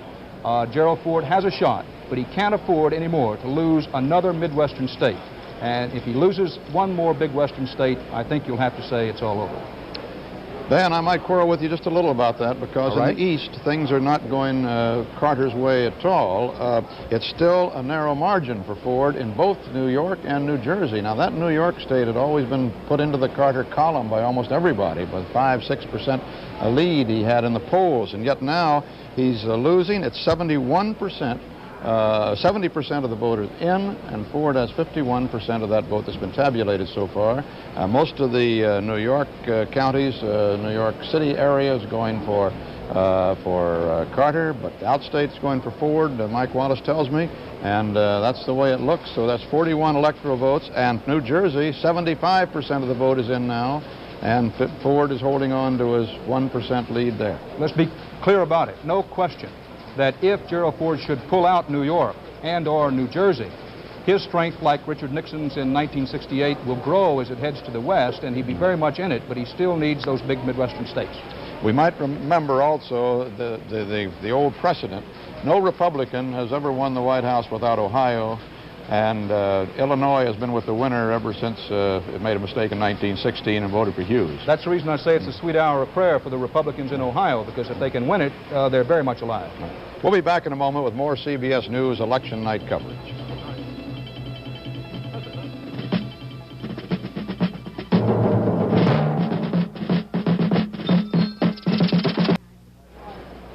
In the Senate races tonight, with 33 races up, 22 Democratic, 11 Republican seats. The Republicans so far have won 9, the Democrats 17, 7 are undecided. The Republicans have gained 6 seats from the Democrats. The Democrats have taken 3 seats from the Republicans, so it's a net gain of 3 for the Republicans.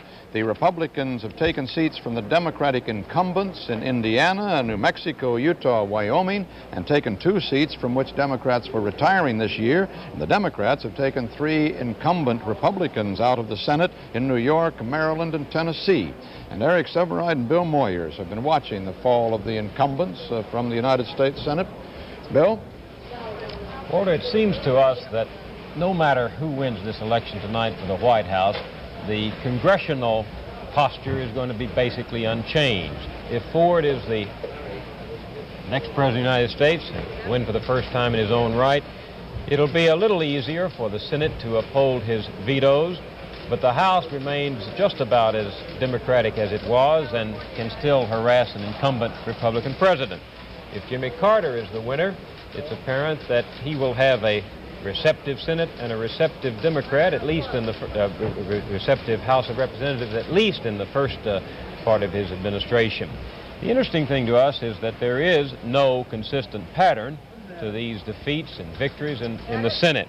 Each one of them seems to be based on some local parochial issue that reminds us in these elections just how varied and multicolored the American political fabric really is. J. Glenn Bell, who has lost the Republican seat in Maryland, was the beneficiary a few years ago of a Nixon dirty trick when Charles Colson leaked to Life magazine charges that the incumbent Joseph Tidings was involved in a conflict of interest when Tidings wasn't. It was too late by the time he was cleared for Bell to lose.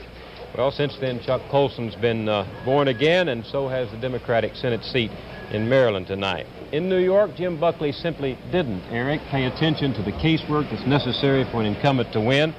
And even those longtime veterans of the Senate who came in 1958 with 1958 with the great liberal win, Moss and Hartke and McGee, they apparently had worn out their welcome in Washington as far as their constituents are concerned in a home. So there's no pattern. But on the House side, as far as we can see in these early hours, incumbency is doing very well indeed. In the South, I believe it's correct now to say that all 120 of those seats are returned, including about 30 Republicans. The Democrats, I think, picked up what, 43 seats, extra ones, 2 years ago, after in the Watergate election, so-called, when the Republicans lost so terribly badly. And I would guess, if the thing in the South means anything, that most of those people are going to hold those seats. And that's fairly significant because it's your first re-election as a House member that's a real test.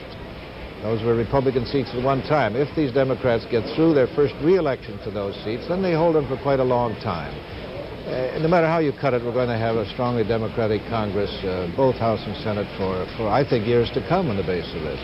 Every election creates a new wave of bright, young, or new faces that cause all of us to wonder who down the road could emerge to contend with the contend to be president a few years from now. If you look at the Republicans, there's some very attractive faces in that new bunch. Danforth in Missouri, Chafee in Rhode Island, Lugar in Indiana. On the Democratic side, there's Moynihan in New York, Sarbanes in Maryland, Democratic governors like Rockefeller in West Virginia, Republican governors like Thompson. I'd say that the renewing cycle of American politics has received a new impetus tonight. And even, one might add, even scandal or allegations of scandal connected with sex or money don't seem to affect incumbency much. We don't have the full list of those accused of those things. They're all Democrats, by the way, but at least 6 of them are being returned to office, one stepping up to a higher office, Regal in Michigan. So either scandal doesn't mean anything to people anymore, or they carefully separate private life from public life. In any case, back now to Walter Cronkite. 55% of the precincts have been counted across the nation. Carter holding on to that 51 to 48% lead. Gene McCarthy, the independent, has 1% of the vote. And now, Leslie Stahl, how's it going in the West? Well, Walter, CBS News is ready to estimate that Howard Cannon, the incumbent Democrat in the state of Nevada, will win re-election to the Senate. According to our tabulated vote, do we have a tabulated vote? Perhaps we don't. Anyway, Howard Cannon has been in the Senate for 18 years. He ran against conservative Republican David Towell, 39 years old. Here's our tabulated vote. With 12% of the precincts in, Howard Cannon has 61% of the vote, and CBS News is estimating that he will win that race. David Towell had very little money, had very little support in his state, and it is a case at least of one incumbent Democrat who has won in the West. So far, we have seen that Frank Moss in Utah, Gail McGee in Wyoming, and Joseph Montoya in Montana have all been defeated. In the presidential race in the West, Jimmy Carter has not won any state so far. President Ford has won 5. One of them is the state of Idaho, with 4 electoral votes. CBS News is estimating that President Ford will win that, but according to our tabulated vote, with 36% of the precincts in, President Ford has 61% of the vote. That is no surprise. Idaho is usually a Republican and a conservative voting state. In the state of Washington, as Walter said before, CBS News is estimating that Dixie Lee Ray, an eccentric woman with an unusual lifestyle who is successful in casting herself as a non-politician, according to CBS News, will win that election. The tabulated vote has her with about 57% of the vote. She ran against Republican John Spellman, who is a politician. He was county executive in Seattle and a lackluster candidate. Dixie Lee Ray becomes the second woman in the history of the United States to win a governorship without succeeding her husband, and she is now the second female governor in the United States. Also in the state of Washington, Senator Henry Jackson, according to CBS News, has won re-election. With 15% of the precincts in, Jackson has 76% of the vote. He is not doing as well as he did in his last campaign, but nevertheless he has won handily, as you can see. According to our CBS News estimate, he will win with 75% of the vote. He ran against Republican George Brown, an airline pilot with United Airlines whose campaign never got off the ground. We have now some returns in the state of California, where one of the more interesting Senate races in the country is being held between John Tunney, the Democrat incumbent, a young man, 42 years old, running against S.I. Hayakawa, 70 years old, a college professor. With only 4% of the precincts in, according to the tabulated vote, Hayakawa has 54% to Tunney's 46%. Hayakawa, like Dixie Lee Ray, ran as a non-politician running against Washington. Tunney has had trouble erasing his image as a playboy. We also have some very early returns in the California presidential race. With only 4% of the precincts in, President Ford has 53%, Jimmy Carter 46%, but it is much too early to even tell you what the trend is in California. Walter, Ronald Reagan calls California the big casino, and President Ford has said that he cannot win the election without it, so we're watching it very closely. That Dixie Lee Ray win for the governorship in Washington makes 2 women governors, as you say, the incumbent Ella Grasso, Democrat in Connecticut, and there's one more running tonight. Stella Hackle is running on the Democratic ticket against Tom Snelling in Vermont for the governorship there. But she's running behind as of this moment, but not terribly far behind in Vermont. And if we got 3 women governors, it would be the first time in the nation's history that ever happened. This is Walter Cronkite at CBS News Election Headquarters.